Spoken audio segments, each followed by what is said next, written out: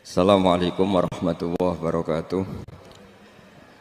Bismillahirrahmanirrahim. Nahmaduka ya ghafuru ya syakuru. Masalli wa sallim barik ala sayyidina maulana Muhammadin wa ala alihi wa sahbihi asma'in nama ba'du.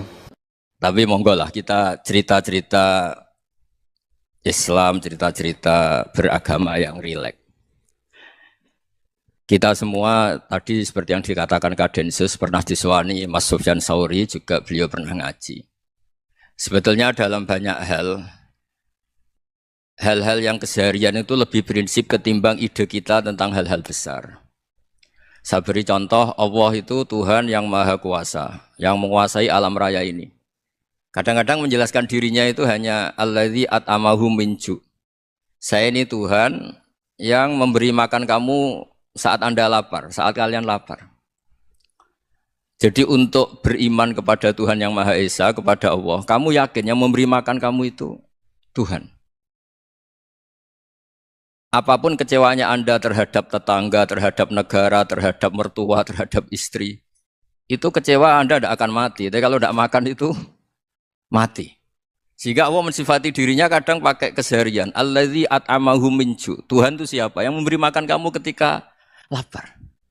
Tapi kamu untuk syukur itu nunggu punya istri cantik, neriman, gampang diatur, membolehkan poligami.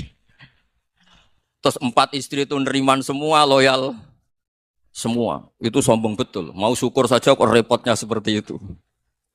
Jadi mau syukur ya ada makanan dimakan. Itu. Kalau ngantuk ya tidur. Ayatnya wa min ayatihi manamukum billaili wan nahar. Maksud ayat Allah itu tidur. Nah, keangkuhan-keangkuhan ini yang menjadikan kita itu jadi repot hidup. Wong untuk syukur kok nunggu tadi.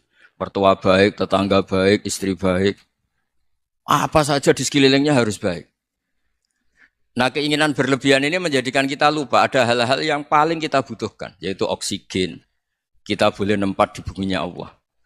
Alladzi ja'ala lakumul ardo firasya. Bumi kamu tempati enak. Coba kalau gempa. Apa artinya istri 4 cantik semua kalau pas digoyang apa? Gempa. Apa artinya kamu jabat? Entah apa saja jabatannya. Kalau bumi likuifaksi, habis kamu. Kiai meskipun dai kondang umatnya jutaan, kalau likuifaksi di panggung hancur. Tapi nikmat-nikmat yang disebut Allah seperti kita kaji keseharian. Alladzi ja'ala lakumul ardo mahda. Allah itu yang menjadikan bumi dalulan, yang mudah diinjak. Famshu fi mana biya, silahkan pakai jalan-jalan. Jadi saya termasuk benar-benar kiai Jawa. Kalau kerennya Kiai Nusantara atau Kiai Indonesia lah. Diajari bapak saya Kiai Haji Nur Salim, diajari Mbah Maimun. Itu Islam itu keseharian. Karena ketika Anda memilih hal-hal yang serius, itu tujuan utamanya nyari ridhonya Allah. Dan ridhonya Allah bisa kamu dapatkan sesuatu yang pasti benar. Misalnya dalam sebuah hadis Sahih Muslim disebutkan, Inna wuha la yardo anil abdi idha akalal akla fayahmadahu alaiha. Au yashraba syarba fayahmadahu alaiha. Itu redaksinya, inna itu sesungguhnya. La yardo juga pakai lam taukid, juga maknanya sesungguhnya. Sungguh-sungguh Allah sangat ridho. Ketika seorang hamba itu makan. Makan ketika sesuap nasi dia muji Allah. Ketika minum seteguk nasi dia muji Allah. Itu kalau orang diridhoni Allah itu wali betul. Itu untuk jadi wali itu gampang. Kamu makan ridho. Kamu nginjak buminya Allah ridho seneng. Kamu hidup keseharian aman seneng. Nah ini supaya sampean kita semua lah. Kita semua ngaji. Betapa panduan Rasulullah untuk menggapai ridho Allah itu banyak yang keseharian sekali. Saking kesehariannya banyak dalam hadis dan itu sahih. Nabi menyebut hal-hal yang keseharian. Hatta ma tas'alu fi fimra'atika. Kamu punya uang, kemudian istri kamu bisa makan, itu ibadah. Bahkan sebagian ibadah itu dicontohkan Nabi yang akhirnya diprotes sahabat. Yaitu, wa fi buti ahadikum sodaqoh. Kamu menggauli istri kamu itu ya sodaqoh. Sampai sahabat bilang, yang benar ya Rasulullah. Ayati ahaduna syahwatahu wa huwa lahu ajrun. Masa urusan biologis, urusan syahwat, kemudian dia dapat pahala. Nabi menjawab, alaih salawadu'aha fi haramin aka'ana alaihi wisrun. Bagaimana kalau dia meletakkan ke yang tidak benar, itu kan dosa. Nah, hal-hal seperti ini yang saya ingin teman-teman semua lah. Semua, saya juga agak ingin ngaji demi Anda juga agak ingin. Itu dosa sekali ngaji kok. Pesanan kelompok tertentu itu enggak boleh. Islam itu untuk semua, jadi Ya cuma karena di depan saya jenengan ya seakan-akan jenengan korbannya. Itu ada ilmunya dalam usul fikih itu. Jadi orang itu harus ngaji usul fikih. Nama yang disebut, mungkin Mas Sufyan masih ingat zaman ngaji usul fikih. Nama yang disebut itu tidak jaminan sebagai prioritas perintah. Jadi misalnya gini, kebetulan yang di depan Nabi itu Abu Dzar. Nabi ya bilang, ya Abu Dzarin ini uhibbuka misalnya, atau ya Mu'ad ini uhibbuka, atau ya Abu Hurairah ini uhibbuka misalnya. Banyaklah riwayat yang Nabi nyebut ya Abu Dzarin, ya Mu'ad, ya Abu Hurairah. Kemudian misalnya Nabi meneruskan khitab, ini uhibbuka, saya mencintai kamu, fakul dubur sholatin, atau sebagian riwayat disebut fala tada'anna dubura kulli sholatin, Allahumma inni ala dzikrika wa syukrika wa husni ibadatik. Saya mencintai kamu, siapa saja. Mu'ad bisa, Abu Dzar bisa siapa. Saya mencintai kamu, mohon kalau habis sholat kamu jangan lupa wiridan Allahumma a'inni ala dzikrika wa syukrika wa husni ibadatik. Ya Allah, tolong kami permudah supaya mudah ingat engkau. Anda tidak bisa mentang-mentang, wong nama saya Parmin, nama saya Purnomo, itu yang diperintahkan Mu'ad misalnya. Jadi yang disebut satu, tapi khitab itu untuk siapa saja. Saya teruskan ya. Jadi saya mohon semua kita melakukan kebaikan itu kalau dalam kaidah fikih disebut al yakin la yuzalu bisyak. Banyak kebaikan yang kebenarannya itu 100%. Tidak punya efek samping ke pihak lain, ke kelompok lain, ke komunitas lain. Yaitu tadi misalnya Anda makan dan itu murah sekali, hanya butuh satu piring. Setiap punyaan kamu muji Allah, setiap minum kamu muji Allah. Itu redaksinya Rasulullah SAW disebut Allah sangat ridho ketika seorang hamba makan, kemudian dia memuji Allah. Atau minum, kemudian dia muji Allah. Logikanya gampang, negara seperti ini yang kamu harapkan bentuknya kayak apa, mertua, ipar, komunitas, tetangga. Itu nyata terjadi itu kan belum pasti. Sementara yang mesti terjadi adalah kamu butuh makan, kalau tidak mati. Butuh minum, kalau tidak mati. Butuh bumi yang nyaman ditempati, kalau tidak kita juga mati. Sebab itu Allah kalau menyebut nikmatnya itu hal-hal yang keseharian. Alladzi at'amahum min ju'. Allah itu siapa? Allah itu yang menciptakan kamu bisa makan. Tidak berlebihan. Allah itu yang menciptakan kondisi sosial itu ideal. Zaman Nabi itu ya ada orang munafik. Orang-orang pilihan Allah itu juga diuji orang sekelilingnya yang macam-macam. Semua diuji sesuai konteks zaman dan waktu. Nah, tapi ada ibadah-ibadah yang selalu disarankan Nabi. Sampai Nabi itu pernah ditanya, ayul Islam ya khairun ya Rasulullah, Islam terbaik itu gimana? Jawaban Nabi itu unik. It'amut to'am. Islam terbaik itu ya makan-makan, santai-santai. Ketika Allah menyebut beberapa kebaikan, falak tahamal aqobah wa ma adrokan apa? Mal aqobah. Terusannya apa? Fakku rokobah. Terusannya apa? Au it'amun fiyaumin di masubaya atau acara makan-makan itu juga Islam. Kenapa? Ya bayangkan kalau tidak ada makanan, kita mati kan? Kondisi sosial tidak ideal itu Anda masih gak apa-apa. Tapi kalau Anda tidak makan, Anda tidak minum, kamu punya istri cerewet masih bisa hidup, punya mertua cerewet masih bisa hidup. Tapi kalau tidak makan bisa mati. Berarti penting mana istri sama makan? Penting mana? Makan. Semoga istri Anda dengar, nanti kamu disuruh makan tapi pulang deh. Itu kalau dibahasakan makan masih memahami. Penting mana nasi satu piring dengan istri.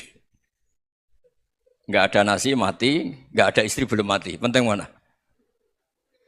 Gak berani jawab kan? Nah, ternyata Anda ada garang kan di depan istri. Jadi saya mohonlah, mungkin Mas Sufyan Sauri tadi yang bisa bantu lah. Teman-teman tuh ngaji yang keseharian saja. Karena kita nyari ridho Allah itu berdasar firman Allah. Dan firman Allah itu menyebut keseharian tuh riang, gampang. Itu tadi misalnya wa min ayatihi manamukum billaili wanar. Termasuk ayat-ayat Allah itu kamu tidur. Maka dulu itu ada guyonan, ada tokoh Mu'tazilah. Kelompok dalam Islam yang berpikir manusia itu bisa menentukan ikhtiarnya sendiri. Karena saya bisa duduk, duduk, ingin berdiri, berdiri. Karena kelompok ini nggak terima kalau semua kehendak Allah, nanti bagaimana kalau semua kehendak Allah kok ada hisab, ya ada sanksi. Lucunya itu, dia akhirnya, ini cerita ya, mencintai seorang perempuan, cantik sekali. Dan itu dia menjadi ahli sunnah itu oleh hal-hal yang sepele. Karena istrinya cantik, Ya namanya suami istri itu hubungan intim. Terus ditanya, Mas, masih ingin lagi? Masih. Silahkan diulang lagi. Wah ya tidak bisa. Katanya manusia bisa menentukan yang diinginkan. Itu tobat itu. Itu nggak bisa ditobatkan Mas Sufyan Ats-Tsauri. Orang cantik yang mudah nobatkan orang itu orang cantik. Segampang itu. Akhirnya kita tahu, makanya kalau dalam kitab Hikam itu disebut al-akil mayakul madza yaf'alu wa hubi wal ghafil mayakul madza af'al. Orang yang punya akal karena sadar ini wilayah Allah, semua milik Tuhan. Itu dia tiap hari berpikir, besok Allah akan melakukan apa terhadap dunia ini. Kamu merencanakan sesuatu mau plesir ternyata gempa. Mau wisata ke Rusia ternyata perang. Kamu tidak pernah tahu apa yang akan terjadi besok. Wa ma tadri nafsum madza taksibu ghadan. Tapi anda semua kita ini sering punya jadwal permanen. Makanya saya kalau diundang siapa saja, sana takdir. Yang jelas Gus ini acara penting. Ya masih acara penting nak pangeran ngersakno apa piye? Kok ape dadi pangeran? Kamu kok mau jadi Tuhan? Itu kadang ya kiai. Penting Gus acara ini jenengan harus memastikan bisa. Loh kamu itu yang ngajarin tauhid, sesuatu itu biadillah kok bilang-bilang apa pasti. Kalau maksa terus tak tobatkan loh kamu kata saya itu. Ya kalau gitu Gus bilang insya Allah. Wah itu hati saya, fisik saya, roh saya sudah bilang insya Allah. Enggak usah kamu latih kata saya. Nah hal-hal tauhid keseharian itu gampang sebetulnya. Wal ghafil yaqulu madza af'al. Tapi orang yang lupa Allah dia setiap hari bilang besok apa? Kita bisa melakukan apa? Seakan-akan dia itu aktor, dia penting, dia subjek permanen, dia. Padahal kita ini hanya objek kehendak Allah Subhanahu wa taala. Karena kita yakin sesuatu yang terjadi di alam raya ini kita tidak bisa apa-apa. Makanya saya sering ngaji, sering bilang saya. Ketika Anda mensifati Allah, Dia yang menghidupkan. Sudah itu tanamkan sehingga ketika kita mati santai saja. Kenapa santai? Allah punya cara menghidupkan kita. Zaman kita hidup juga gak tahu caranya ngelola jantung, ngelola paru-paru. Kamu juga gak tahu ngelola oksigen yang tidak beracun, tidak ngandung polusi. Tahu-tahu hidup. Gak ingin tua ya tahu-tahu tua. Gak ingin mati tahu-tahu mati. Selama ini kita hidup juga gak tahu apa sebetulnya. Hanya gaya tok, punya jadwal, punya planning. Kalau kamu bisa menentukan pilihan Anda, pasti Anda istrinya cantik, 4 neriman semua, kona'ah semua. Nyatanya enggak kan? Sudah 1 jelek, cerewet. Oh itu kan, nyatanya enggak bisa apa-apa Anda kan? Dan kamu bawa mati lagi. Itu kan, istri Anda juga gitu, punya keinginan, punya suami yang ganteng, yang jabat, yang neriman, yang enggak poligami. Ya enggak kesampaian juga. Kalau kita ngitung tingkat kegagalan kita itu gagal terus. Ya kan? Nah, terus ingat Allah. Madza yaf'alu wa bi. Orang yang punya akal selalu berpikir Allah itu menghendaki apa terhadap saya. Lalu sama-sama orang itu. Ngelihat orang yang serius. Itu kata Anda itu pemikir berat, serius. Senang punya tokoh yang merengut karena kamu anggap serius. Tapi sebagian orang anggap orang yang serius itu wong merengut, wong masam, wong muka kok ditekuk. Jadi sama itu hati ya muqallibal qulub tsabbit qalbi ala dini karena kita enggak tahu cara berpikir kita tentang orang lain, tentang sekeliling kita. Misalnya kita orang baik yang jenis ngrumat fakir miskin. Ada orang bangun masjid mewah itu janggal. Apa artinya masjid mewah kalau banyak orang kelaparan? Tapi kalau yang jenis pendidikan apa artinya masjid mewah kalau enggak bisa ngaji?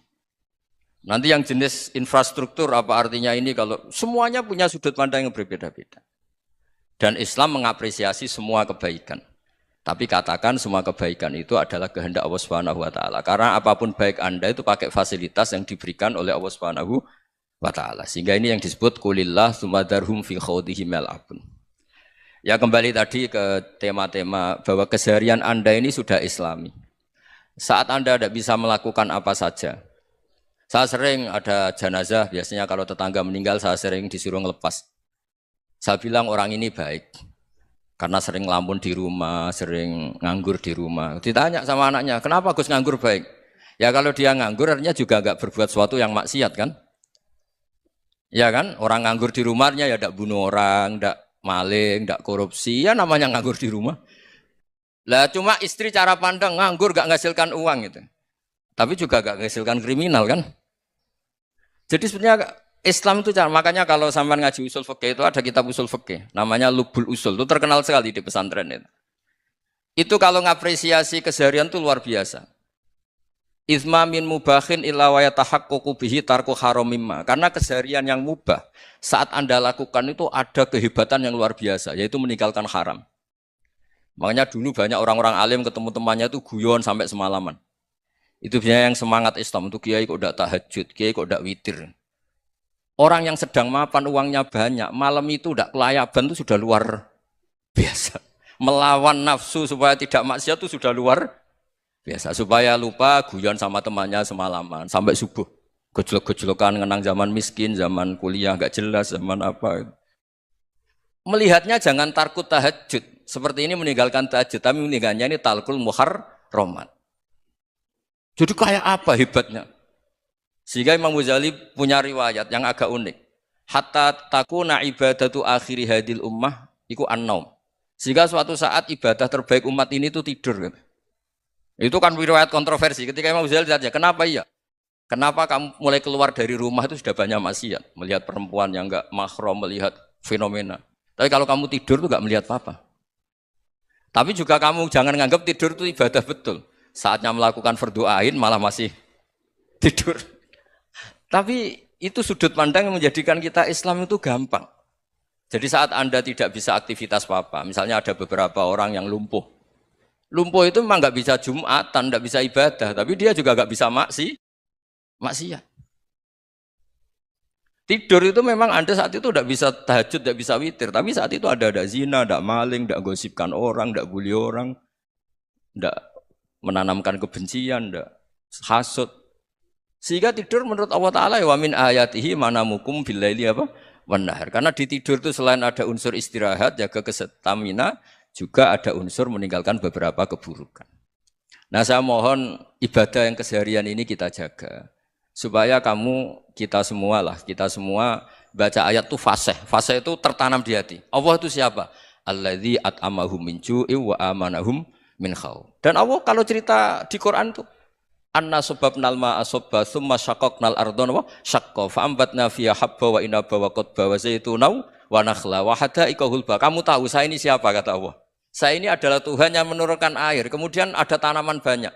Habba wa inaba wa qadba, ada zaitun, ada tin, kalau orang Jawa mungkin ada tela, ada padi, ada mangga, ada pisang. Sudah. Wa inaba wa zaituna wa nakhla wa hada'iqa hulba, ada perkebunan yang lebat. Tujuannya apa? Mata Allahkum, silahkan kamu pakai, kamu nikmati. Tapi karena kadang kita ini punya ide-ide besar. Tadi untuk syukur saja nunggu punya istri riman, rumah baik, tetangga baik, komunitas baik, semuanya baik baru syukur. Lama-lama nanti ada di surga, syukurnya nunggu surga paling kelas A. Itu sudah ada yang menghuni Rasulullah, kamu nggak boleh di situ. Masa untuk syukur saja? Repotnya Masya Allah.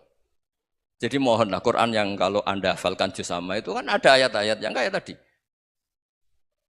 Ya, fal yang dzuril insanu ila ta'ami. Coba lihat apa yang kamu makan ya? Dari mana? Dan untuk mempertahankan hidup kamu keseharian. Jadi jangan kira ibadah itu harus membentuk komunitas yang versi Anda. Ibadah itu harus hal yang mulu-mulu. Kesehariannya Anda alami. Loh ini saya tidak bikin-bikin. Saya ngaji bukan karena berdasar pesanan.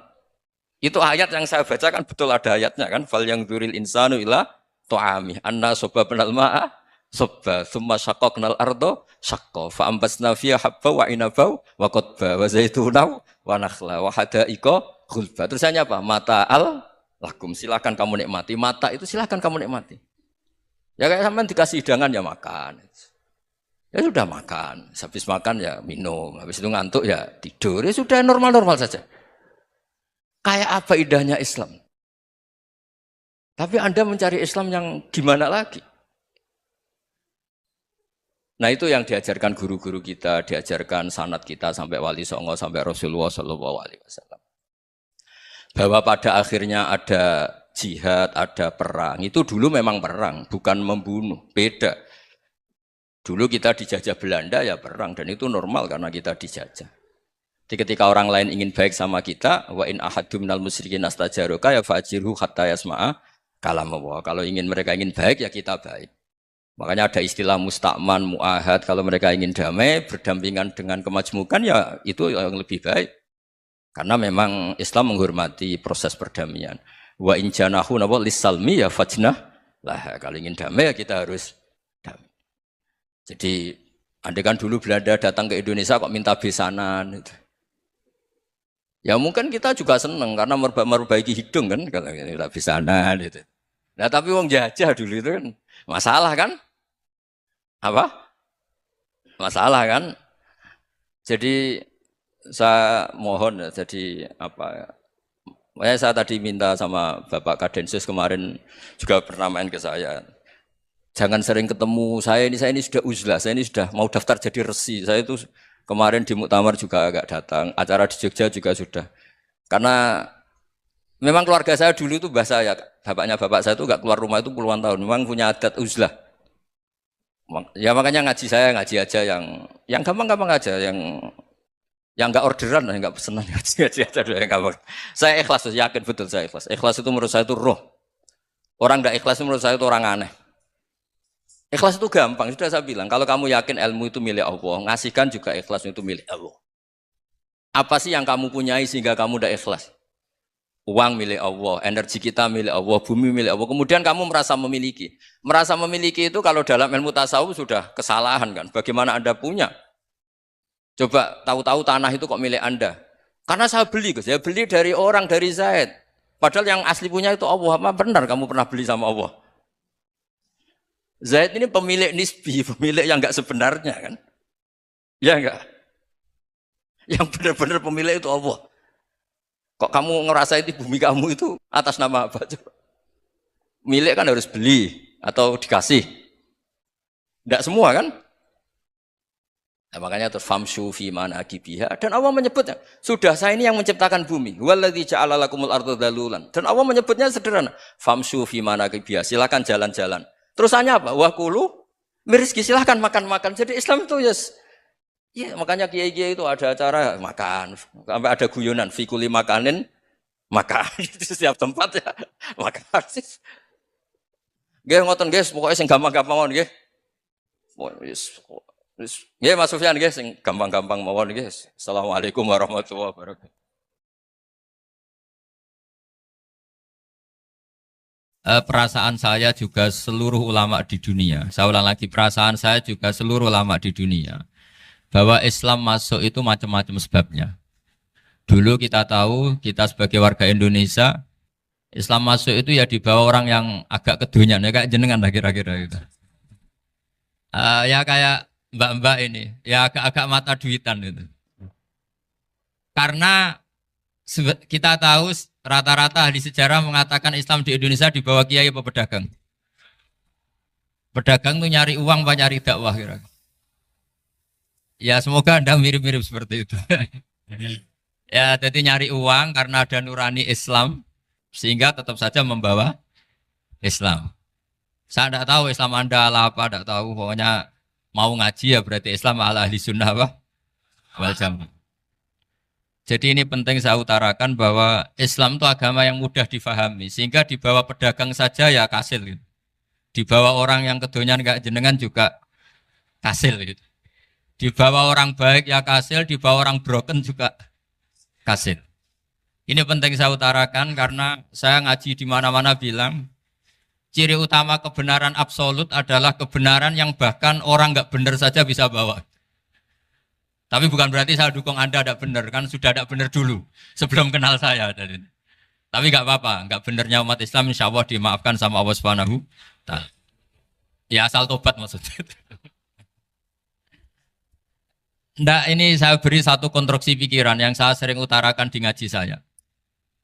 Sampai sekarang saya coba, saya tes ini kan di kampus ya, di apa bacanya ini Kim University yang global leader apa in the world itu.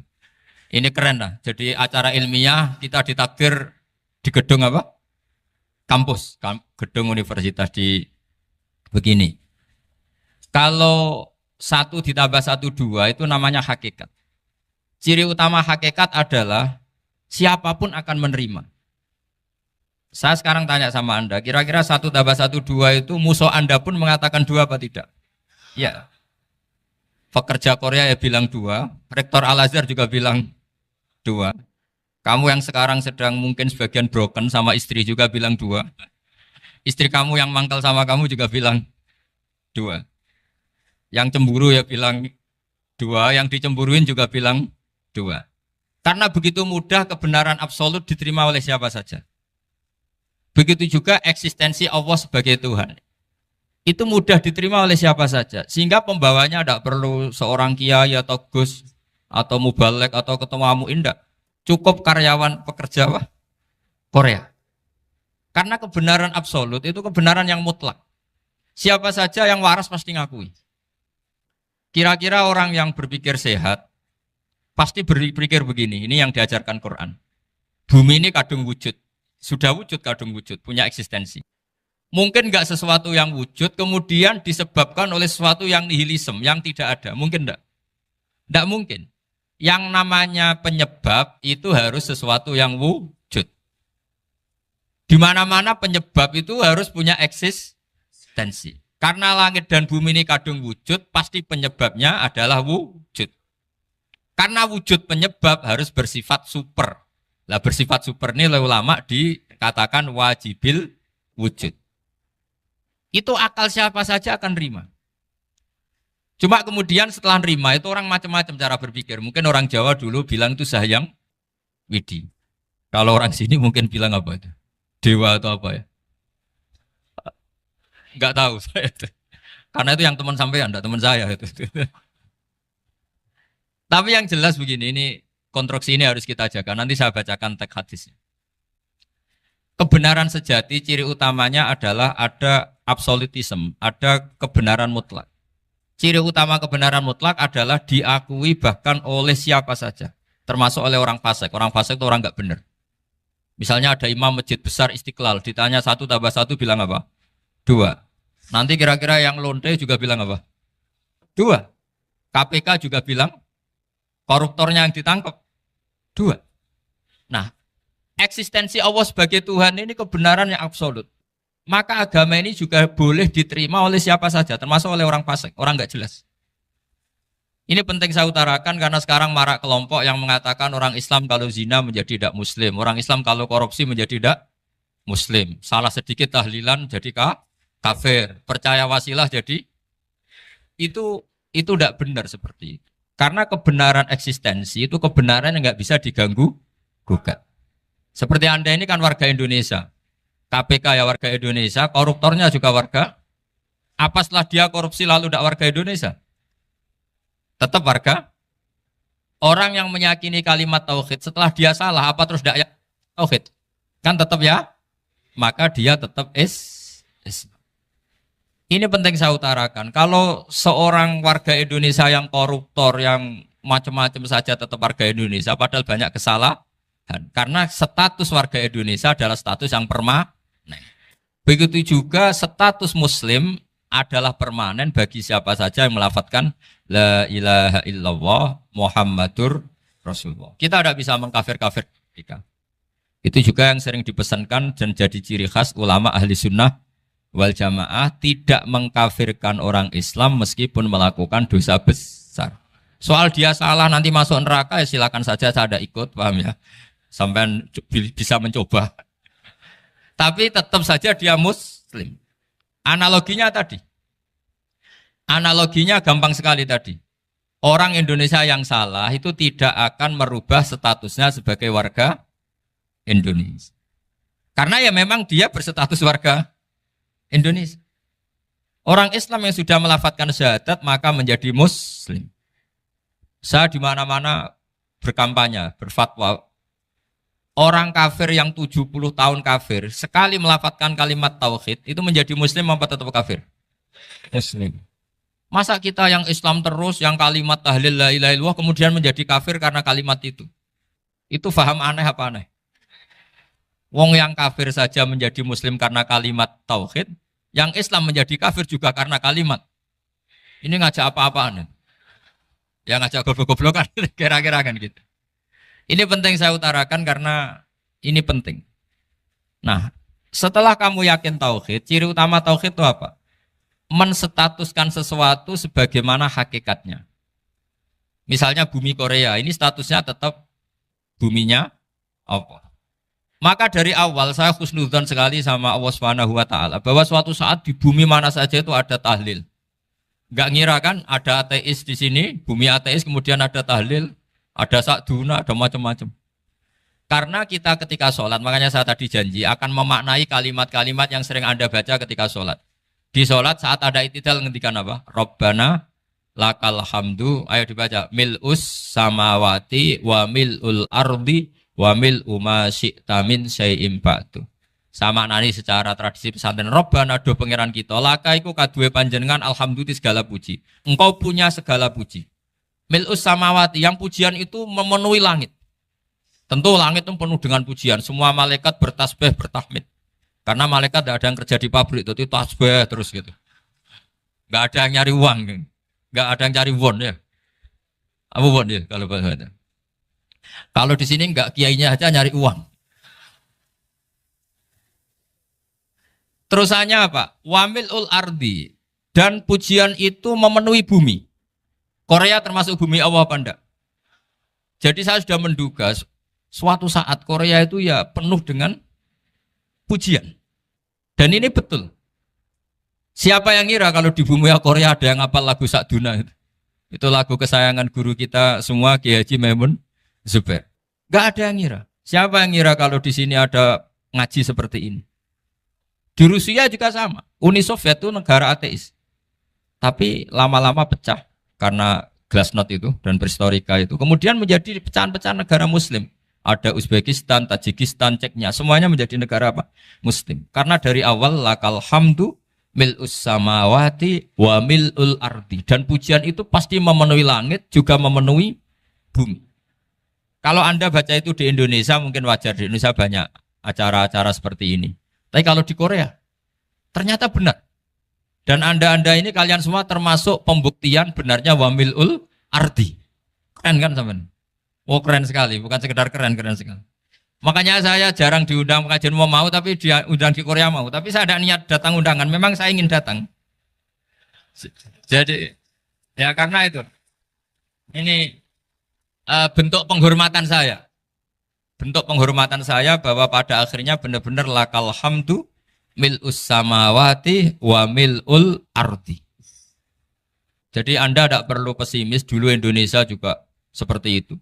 Banyak Buddha, Hindu, macam-macam ateisme. Kemudian berkatnya para ulama sekarang jadi negara yang mayoritas Muslim. Korea, barokahnya orang-orang kedonyan seperti ini banyak Islam itu.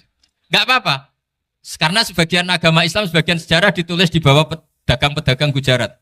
Kira-kira orang Gujarat ke Indonesia dulu yang namanya pedagang cari apa? Uang. Tapi namanya orang Islam hatinya tetap adanya tauhid. Nyari uang ya tetap sambil dakwah. Kalau yang ke Korea langsung kiai mungkin tidak seramai ini Islam. Karena kalau kiai datang langsung dicurigai jadi misionaris. Jadi ribet malah. Tapi kalau sampean nggak ada yang curiga. Namanya pekerja, pekerja saja nyari uang. Dan itu memang fakta. Cuma kadang ya sadar terus ya bagus lah seperti itu.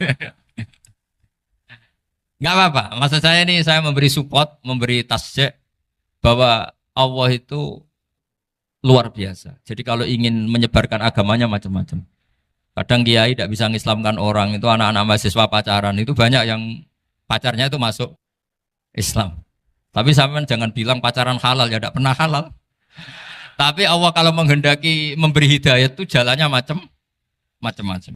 Ada yang lewat kerja, coba yang bayangkan ada tahlilan di Korea itu semua kiai tidak pernah bayangkan. Tapi setelah banyak pekerja di sini, kemudian mereka insaf atau sedang insaf, tidak tahu ini. Sampai kapan insafnya juga tidak tahu. Tapi yang jelas ini hebat. Ini apa? Hebat. Tahu-tahu ya seperti ini. Makanya iman saja Rabbana lakal hamdu mil'us samawati wa mil'ul ardi. Masih ditambahi wa mil'u ma syi'ta min syai'im ba'du. Karena Allah itu zat yang tidak terperikan, zat yang tidak terbatasi. Maka pujian di langit dan bumi ini masih kurang.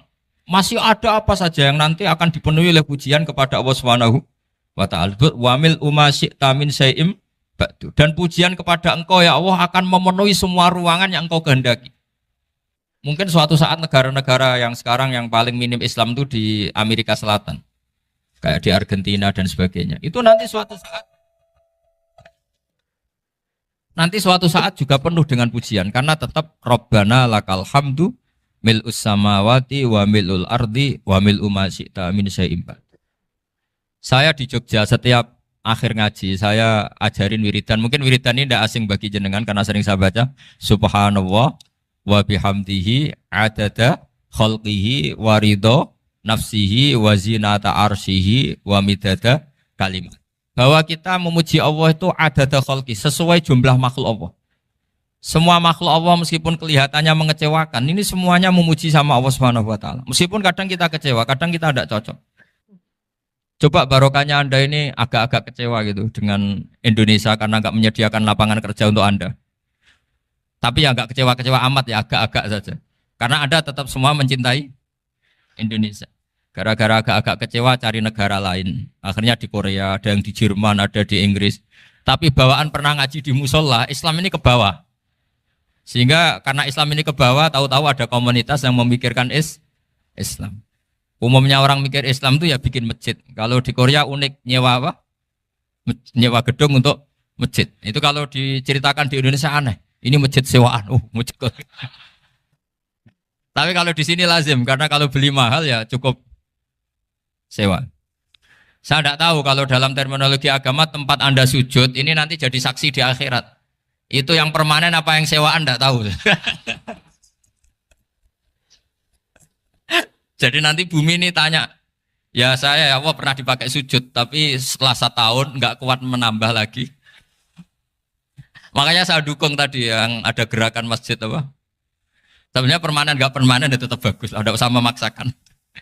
Yang jelas saya sudah ikut nyumbang lelang tadi, dan saya berharap uang itu benar-benar untuk masjid. Kalau untuk takmirnya juga nggak apa-apa, yang penting untuk menghidupi masjid. Saya juga termasuk kiai yang nggak suka kalau hukum itu terlalu fanatik. Misalnya uang ini untuk masjid, kemudian imamnya diterlantarkan. Karena alasannya ini untuk masjid. Imam kan tidak masjid. Nah ini kalau imamnya nggak diservis, kemudian mutung terus pulang ke Indonesia. Ini jadi masalah. Tapi saya juga nggak suka kalau ada negara gitu. Betul-betul saya tidak suka. Yang imamnya itu terlalu diservis. Ini buruk sekali kan. Pernah ada anekdot, ini anekdot tapi nyata. Ada negara yang sangat sehat, Islamnya sangat sehat. Itu imamnya 1 bulan tuh digaji 70 juta. Kira-kira 70 juta dibagi 1 hari berapa? 5 sholat ya?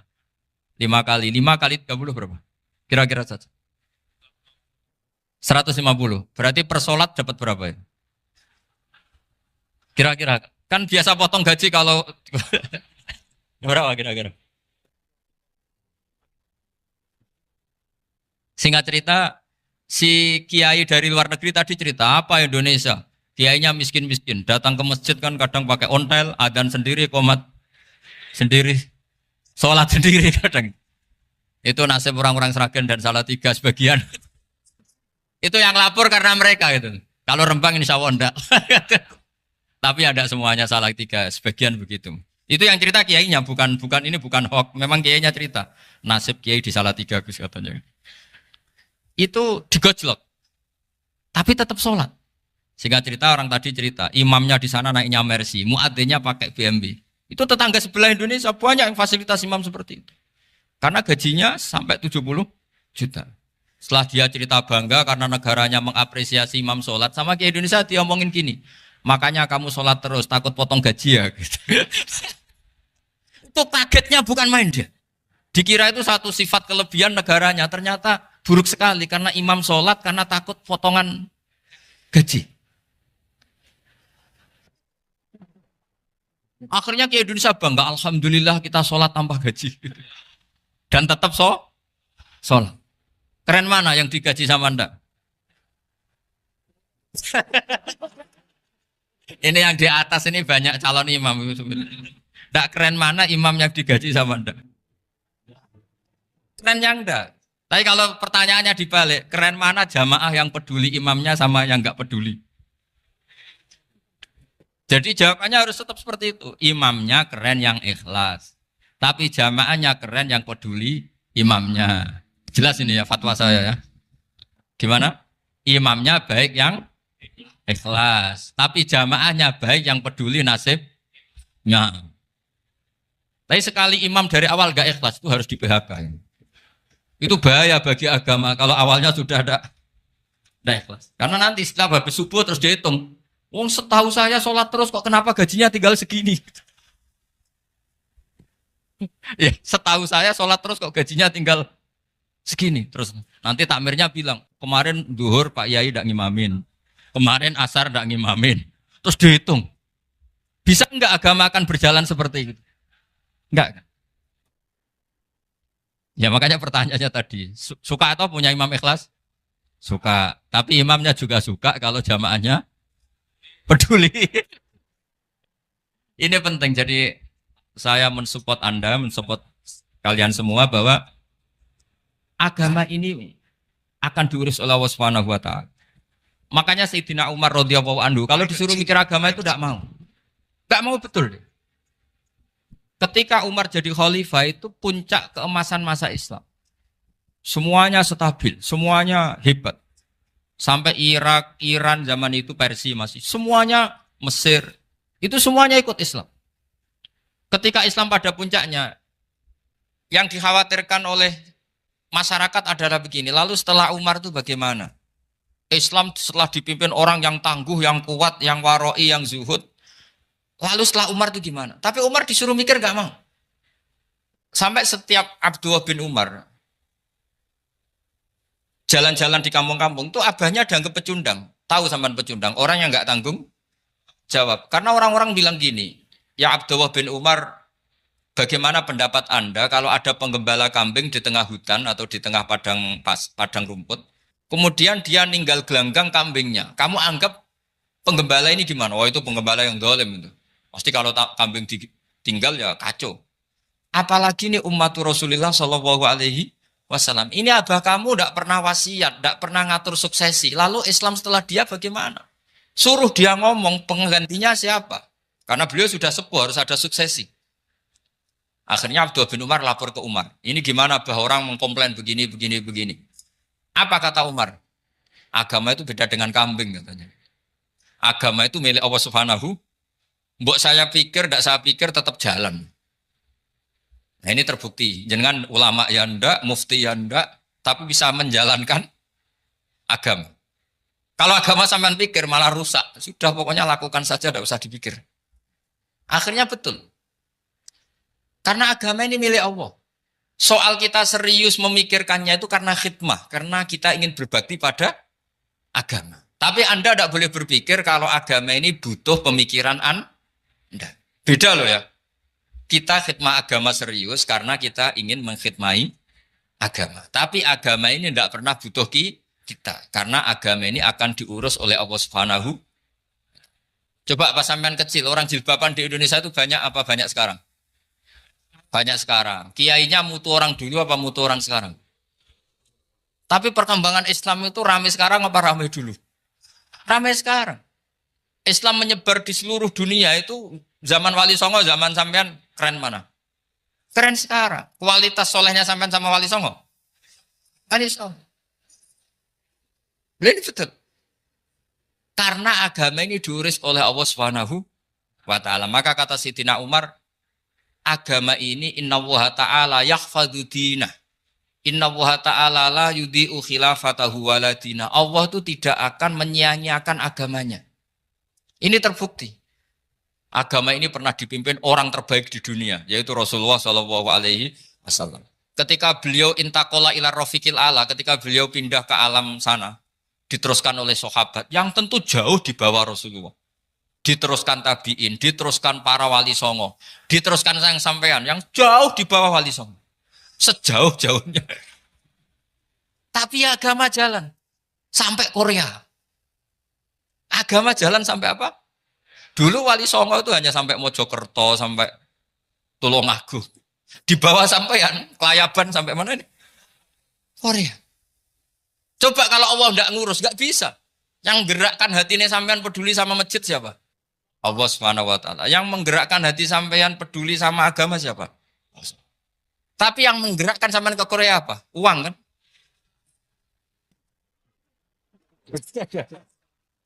Enggak, enggak apa-apa, jujur saja, jujur ya, ada. Santai aja.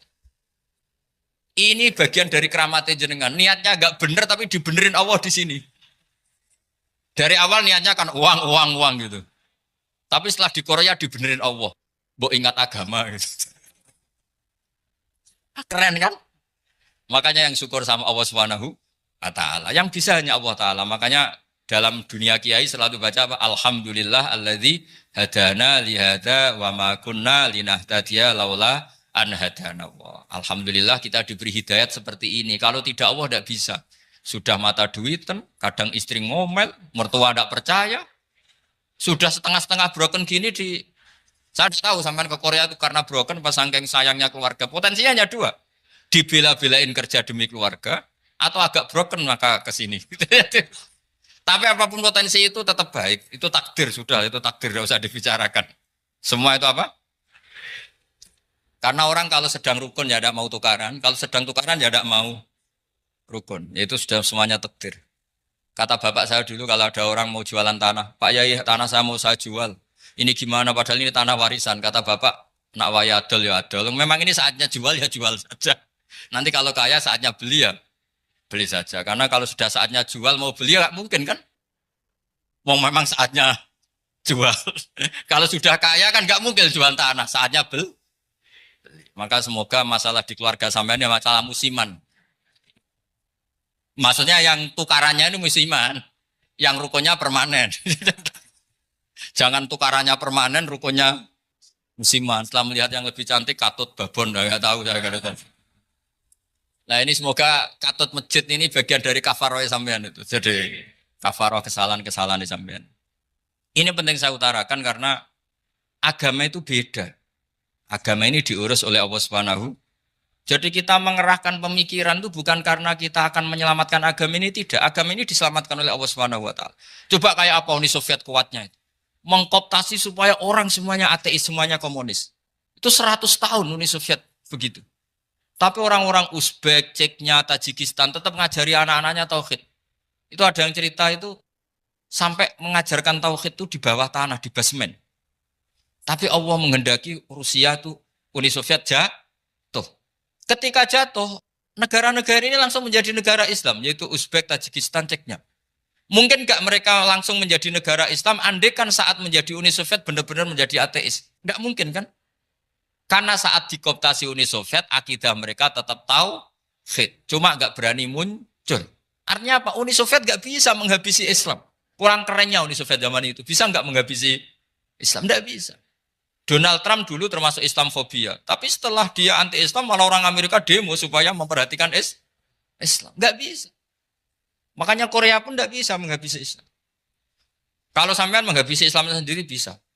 Karena terus nggak mau sholat, nggak mau zakat, itu sampean. Tapi sampean toh yang Islamnya habis, Islam tetap baik-baik saja.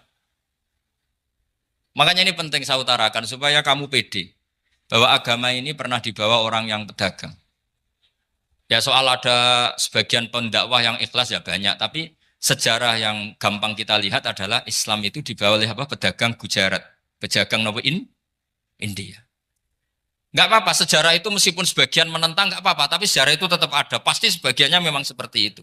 Dan itu enggak masalah. Saya ulang lagi, itu enggak masalah. Coba dulu pemain bola kalau di Inggris itu kalau mau sholat susahnya bukan main. Apalagi kalau mau puasa. Kalau di sini kerja puasa katanya mati lu kalau apa? Puasa. Kalau mau sholat katanya dicari mana ini berhalanya kok. Kata orang-orang ateis kan gitu, dicarikan patungnya. Kali ini sholat kok gak ada patungnya, ini gimana ini. Ya ngalamin gitu. Tapi Allah Maha Kuasa. Banyak investor mana itu Dubai atau Qatar yang tertarik investasi di dunia bola. Kayak Sulaiman Al-Fahim makanya beli Manchester City. Itu sekarang pelatihnya negara orang sholat gak berani. Bahkan di tengah stadion dibangunkan masjid. Kalau sampai daftar jadi muadzin bisa. Apa nyanyi Sakduna di sana juga bisa. Dulu Aljazair bencinya bukan main. Apa Perancis sama orang Islam itu bencinya bukan main. Barokahnya Zidane pemain bola. Dan juara dunia. Terus Zidane turunan Aljazair. Akhirnya orang Perancis itu mencintai Islam. Itu barokahnya sepak bola. Allah punya sekian cara untuk mengenalkan Islam. Di Prancis dikenalkan lewat pemain sepak bola. Nah di Korea ini yang agak unik dikenalkan lewat pecinta wong. Saya jamin ini tidak apa-apa, sudah tidak apa-apa, sudah aman, pokoknya aman. Jamin aman. Pokoknya alhamdulillahilladzi hadana lihada wa ma kunna linahtadiya laula an hadana. Karena agama ini dibawa oleh Allah Subhanahu wa taala, yang menjaga juga Allah Subhanahu wa taala. Sama tidak usah khawatir. Kalau ada kelompok tertentu yang mengkhawatirkan Islam, sekarang Islam bahaya gini-gini, itu kurang rojak, itu kurang optimis itu. Harapannya sama Allah tipis, harus ngaji lagi. Agama ini limangka nayarjuwa hawal yaumal akhir. Agama ini bagi yang terus-menerus berpengharapan kepada Allah Subhanahu wa taala. Agama ini limangka nayarjuwa, coba bahasa Arabnya roja yarju rojaan. Maknanya harapan. Jadi agama ini bagi yang selalu berpengharapan, bukan yang pesimis, bukan yang hati kecil, apalagi yang tukang putus asa. Coba agama ini begitu luar biasa dibawa orang yang macam-macam. Di Perancis dibawa oleh pemain apa? Bola. Ada masjid di Inggris itu ya dibawa mahasiswa-mahasiswa itu yang dulu sebagian yang nggak pernah ngaji, setelah di Inggris bikin komunitas pengajian. Di Korea dibawa di pecinta apa? Tapi lama-lama cinta Tuhan. Karena ya memang sebenarnya sudah cinta Tuhan. Cuma ya cara cinta ini nunggu punya uang Ya sudah, alhamdulillah seperti ini sudah luar biasa sudah. Insya Allah diterima oleh Allah Subhanahu wa taala. Saya selalu berharap semoga ini tetap satu bukti bahwa Allah itu harus kita sembah di mana-mana. Karena tadi Allah akan selalu Rabbana lakal hamdu mil'us samawati wa mil'ul ardi wa mil'u ma syi'ta min syai'in ba'du. Bahwa pujian kepada Allah akan selalu memenuhi langit dan memenuhi bumi. Bumi Korea termasuk buminya Allah. Makanya pegangan yang saya minta sama pengurus untuk di-share adalah Dawai Rasulullah Shallallahu Alaihi Wasallam. Mungkin nanti panitia harus mengeser itu. Ini Musnad Ahmad, riwayat dari Imam Ahmad. Al-Bilad, Biladuwa. Sudah punya? Nanti di-share ya, yang gitu. Al-Biladu, Biladuwa. Bahwa negara hakikatnya adalah negara Allah. Wal ibad, ibaduwa. Semua hamba hakikatnya adalah hamba. Di hadis itu, fahaitsuma asabta khairan fa'akim. Kapan saja kamu menemukan kebaikan di tempat Anda berdomisili, fa'akim, kamu nggak apa-apa di sini. Kamu di sini dapat uang, dapat masjid, dapat sewa masjid. Nggak tahu sewa apa permanen, pokoknya itu bagus gitu aja. Buminya dirayu, bumi meskipun ini nggak permanen, tapi tetap jadi saksi loh ya. Harus ada kompromi ini. Karena kalau dengar orang Indonesia jadi aneh, masjid kok nyewoi. Tapi aneh di Indonesia, ada aneh di sini, sampean tenang saja. Tentu malaikat pencatat di sini juga sudah tahu kalau sebagian masjid itu sewaan. Jadi ya ada eskal-eskal amat lah, sudah. Nggak janggal-janggal amat karena kondisional Jadi saya nanti minta panitia supaya mengeser tadi hadis riwayat siapa? Imam Ahmad bin Hambal yang diriwayatkan oleh salah satu minal asroh al-mubasyarina bil jannah yaitu Zubair bin Awam. Nabi ngendikan al-biladu biladullah, negara mana saja adalah negara Allah. Wal ibad ibadullah, semua hamba adalah hambanya Allah. Fahaitsuma asabta khairan, di mana saja kamu mendapatkan kebaikan, fa'akim, kamu tidak apa-apa berdomisili di situ. Ya saya mohon ini penting sekali. Pokoknya saya mohon kalimat tauhid ini dijaga. Karena kalimat tauhid ini kata semua ulama, kasyajaratin thayyibatin asluha tsabitu wa far'uha fis sama. Dan kalimat tauhid ini pasti tu'ti ukulaha kullahinim bi'izni rabbiha. Kalimat tauhid yang dibawa umat Islam seluruh dunia. Meskipun dia orang fasik, orang enggak benar, tetap tu'ti ukulaha kullahinim bi'izni rabbiha. Kalimat ini akan membawa berkah bagi orang yang dihinggapi atau didomisili umat Islam. Coba sebagian nanti orang Korea menjadi muslim itu karena di sini ada komunitas pekerja muslim, kemudian menyisakan atharul Islam. Jejak-jejak Islam. Enggak apa-apa. Pasti kalimat ini tu'ti ukulaha kullahinim bi'izni rabbiha. Jadi kalimat tauhid adalah kalimat yang kata Allah tu'ti ukulaha kullahinim bi'izni rabbiha. Anda tidak usah khawatir. Bahwa apa yang Anda lakukan apapun kecilnya akan ditulis oleh Allah Subhanahu wa taala. Kata Allah wa naktubu ma qaddamu wa atharahum. Gimana di surat Yasin itu? Inna nahnu nuhyil mauta wa naktubu ma qaddamu wa atharahum. Saya bisa menghidupkan orang mati dan semua amal kalian saya tulis, kata Allah. Wa atharohum, dan jejak-jejak yang pernah kalian lakukan juga ditulis. Tak terangno kowe nek ora paham kok nek mlebu swarga dadi paham. Dadi iki pilihane ku loro. Dadi nek kowe saiki ra paham kok ning swarga paham. Nek saiki paham kesuk ben mlebu neraka dadi ra paham. Dadi mun ra usah direncana mlebu napa? Neraka wae mlebu dhewe ra usah direncanakno mun. Dados ngeten nggih, dados ahli swarga ya kurang penggawean, pancen salat wis ra wajib, wis ra ono pilpres, gak ono apa dadi kurang penggawean. Ahli swarga niku saking kurang penggaweane iku jagungan. Dadi misale kula Mustofa Ruhin jagungan. Piye enak ning swarga? Ya enak. Zaman ning donya piye? Terus cerita, saya itu punya teman ateis. Saya punya teman komunis yang ketika pertemanan dengan kita sering menghina kita karena kita ini percaya adanya hari kebangkitan.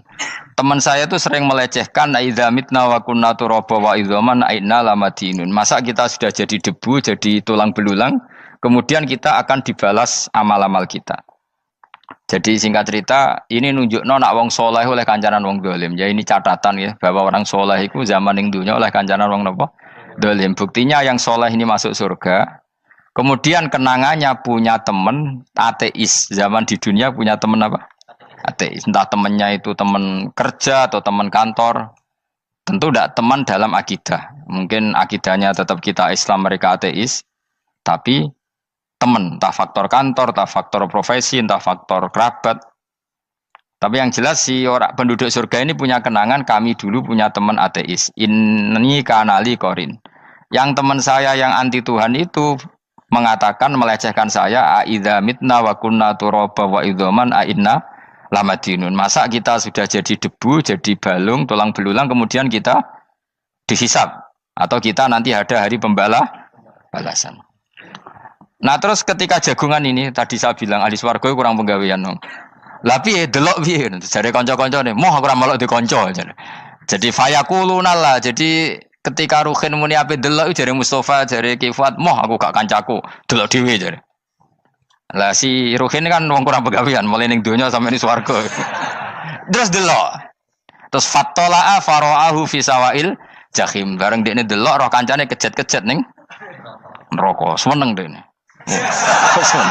Jadi wong nak hasud tu nanti ning swarga aja hasud. Seneng terus muni ngene, tawahi ing kita laturdin. Dulu kamu hampir saja menyesatkan saya. Artinya zaman dia ateis sempat ngerayu supaya Ruhin dadi napa? Ateis. Kowe Islam ya tetep kere, melok ateis ae. Wis kere, zina rawani, maling rawani gak enak. Soalnya sering dirayu-rayu gitu. Makanya bilang apa? Tawahi ing kita laturdin, kamu zaman di dunia hampir saja menyesatkan saya. Walau la ni'matu rabbi lakuntu minal muhdharin. Kalau saja saya tidak diberi nikmat Allah, aku kelakuanku ya koyo kowe, akhirnya masuk neraka koyo kowe. Nah, terus ada soalu taladzudin. Dia tanya tapi saking senenge. Afama nahnu banyitin. Coba lihat saya sekarang. Apa saya sekarang mati? Tidak kan, saya tidak mati kan. Cuma mati pertama saja, mati zaman di dunia. Sekarang saya hidup lagi. Artinya kamu yang dulu memungkiri ada kehidupan, dulu aku saiki tidak mati. Ternyata saya sekarang hidup dan dapat nikmatku yang neraka. Jadi ku nunjukno sunah manusa iku ora puas nak ora ngalahno musuhe. Nganti ning swarga iku ora lega nah. Jadi manusa iku hasudnya itu terlembagakan sampai akhirat. Jadi wong-wong sing tahu dimaki-maki kubu sebelah, iku nak kubu sebelah mlebu neraka, iku kowe ning swarga gak marem nak gak delok. Dadi hasud iku ya seru no. Jadi nak kula pun mboten, makome mboten nonton, kula mboten. Niku makome Ruhin barang dadi lori lho kan dinyak melarat, gendut, kriting mangkel. Kudu menangi sing ngenyak mlebu neraka. Aja sampe sing ngenyak kita mlebu swarga kene mlebu neraka. Wah. Gak puas ya, no? Makanya gambarannya Quran itu manusia tetap manusia. Ketika orang kafir dengan segala kenikmatannya, misalnya mungkin Amerika, mungkin negara-negara yang sekarang kumo luhur dengan teori kapitalisnya, mungkin ngenyak Ethiopia, ngenyak Syria, ngenyak. Tapi apapun salahnya Syria, Ethiopia tetap iman, tetap suasana masuk surga. Meskipun ngurmat negara tidak pedes. Tapi yang ngurmat negara benar, tapi ngurmat iman tidak benar, bisa saja nanti masuk neraka. Itu makanya kita problem di dunia kan gitu. Makanya saya mohon, nah, umat Islam itu tidak perlu menjawab kritikan itu. Dari awal kita nanti enaknya itu di surga. Kali di dunia kita pasti salah. Ngelola negara raiso. Banyak negara Islam sing carut, napa? Marut. Ngurus bojo raiso. Banyak santri sing pegatan. ngurus anak yo ora iso, anak yo debu weling kok bapak. Kita ini kan ngurus yayasan yo ora iso. Kan semua yang berbau Islam mesti carut mar. Karena ya apa ya, dari awal kita ini mah enggak serius ngurus dunia. Kok serius piye nyimpen duit wedi dosa ana hisab. Ape riba rentenir wedi dosa. Wape ngatur dunia nemen-nemen wedi dosa. Allahu al-mudabbir sing ngatur kok melo ngatur barang. Wah, akhirnya karena wedi dosa terus goblok. Sebagian goblok klasik, sebagian keterusan. Nggak sing repot sing keterusan sampai asli lah iku terus kombinasi napa? Jadi wong Islam itu ora kober serius mengurus dunia. Kadang punya pemimpin fasik lah ben kono bae-baean dunia. Jadi ribet wong Islam. Akhirnya kita ini dihina wa idza marru bihim yatakhamazun wa idza qalabu ila ahlihim qalabu fakihin wa idza ra'ahum qalu innaha ula inapa ladallun. Orang-orang kafir itu kalau melewati orang Islam pasti ngenyek. Urip nyatane ngono, ngelola negara enggak bisa, ngelola keluarga enggak bisa.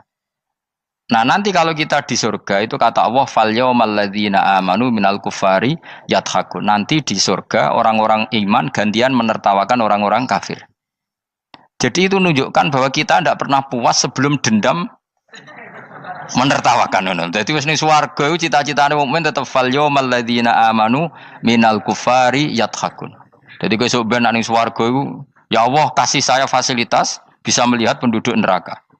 Terus dene ning teras-teras swarga dipertontonkan orang kafir alal araiki yang turun. Hal suwibal kufaru makanu ya falun. Delok saiki kowe mbek aku mulya ndi.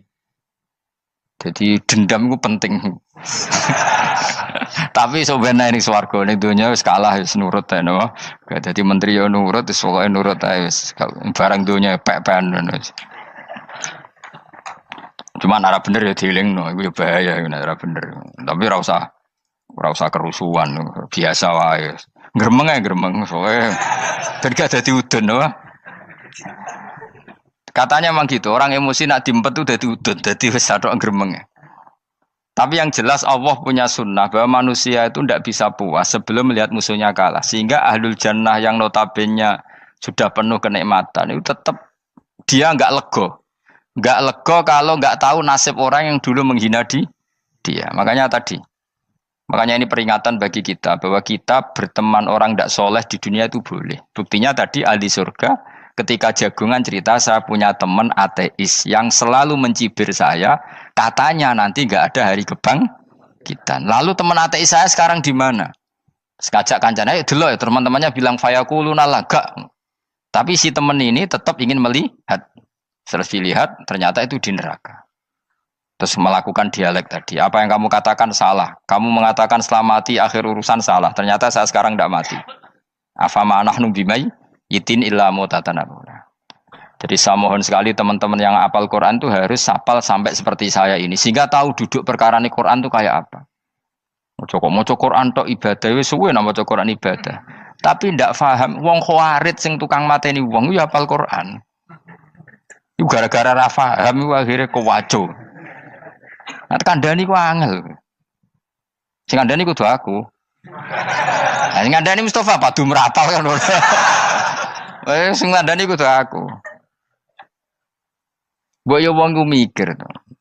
Apa gunane misalnya ki apal Pancasila. Tapi ra iso nglakoni napa? Pancasila. Ngapal tok keadilan sosial bagi seluruh pejabat. Antok ngomong ngono jelas timbang muni bagi seluruh rakyat Indonesia aja boleh. Quran juga gitu. Kita ini manusia punya watak dendam.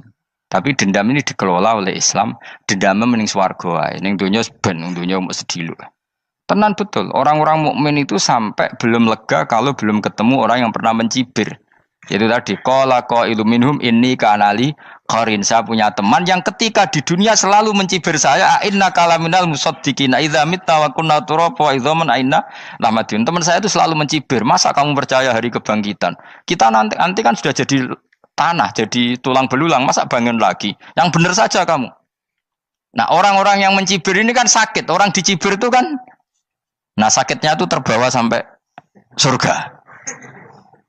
Tapi nak kowe mlebu neraka ora kok berdendam melane. Dadi dendam iku anane ning swarga, nek ning neraka ora kok berdendam. Dianjuti malaikat oleh dendam piye.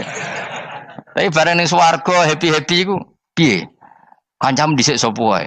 Ora kanca partai maksudnya kanca gitu. Ya dadi sok nang ning swarga musa-musamu delok. Jebule swargane sak dhuwurmu. Lane jogeman musa ya aku demen isin besok ben. De musuh jebule swargane. Ndi musuhku, sing wane aku delok. Terus jare kancamu teko, aku ning dhuwurmu. Ya jarang. Repot ya. Jadi terus kedua, peringatan dari Quran. Allah itu saking kudrohnya itu senengane itu gawe fitnah. Fitnah itu sesuatu yang enggak masuk akal. Jadi wong kafir utawa wong Islam piyambak iku kon iman sesuatu yang paradok. Iku kon ngimani ning neraka iku ana wit. Lah neraka iku panase ngono, ana wit. Mulane jare wong kafir Muhammad tambah suwe tambah ra waras. Mergo wong neraka iku makan sajaratus zakum. Mulane wong kafir tambah guyu Muhammad tuh gak waras. Jare neraka banget panase, tapi di saat yang sama ngomong wit iso tumbuh. Mestinya neraka itu kan enggak ada pohon.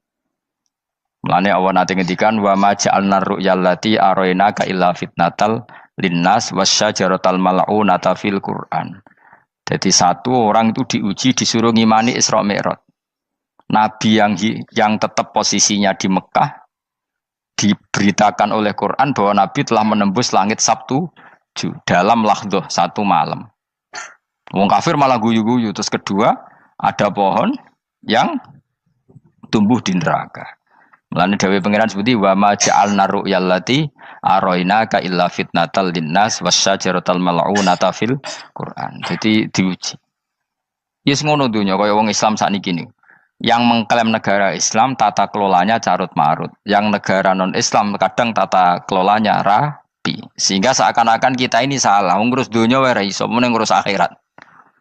Tapi saya berharap sing dicibir iki sok ben mlebu swarga. Dadi iso dendam. Tapi nek mlebu neraka iku ora kober dendam. Mulane kula mboten gadah rencana mlebu neraka mboten gadah. Kula niku nggih pendendam dadi mangkalku ben kesampaian sampeyan nak teng pundi?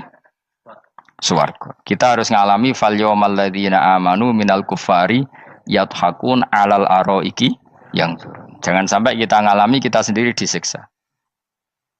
Kowe ngilu awakmu dhewe, milih dendam apa milih mlebu neraka? Milih dendam ya. Syaratnya mlebu apa? Swarga.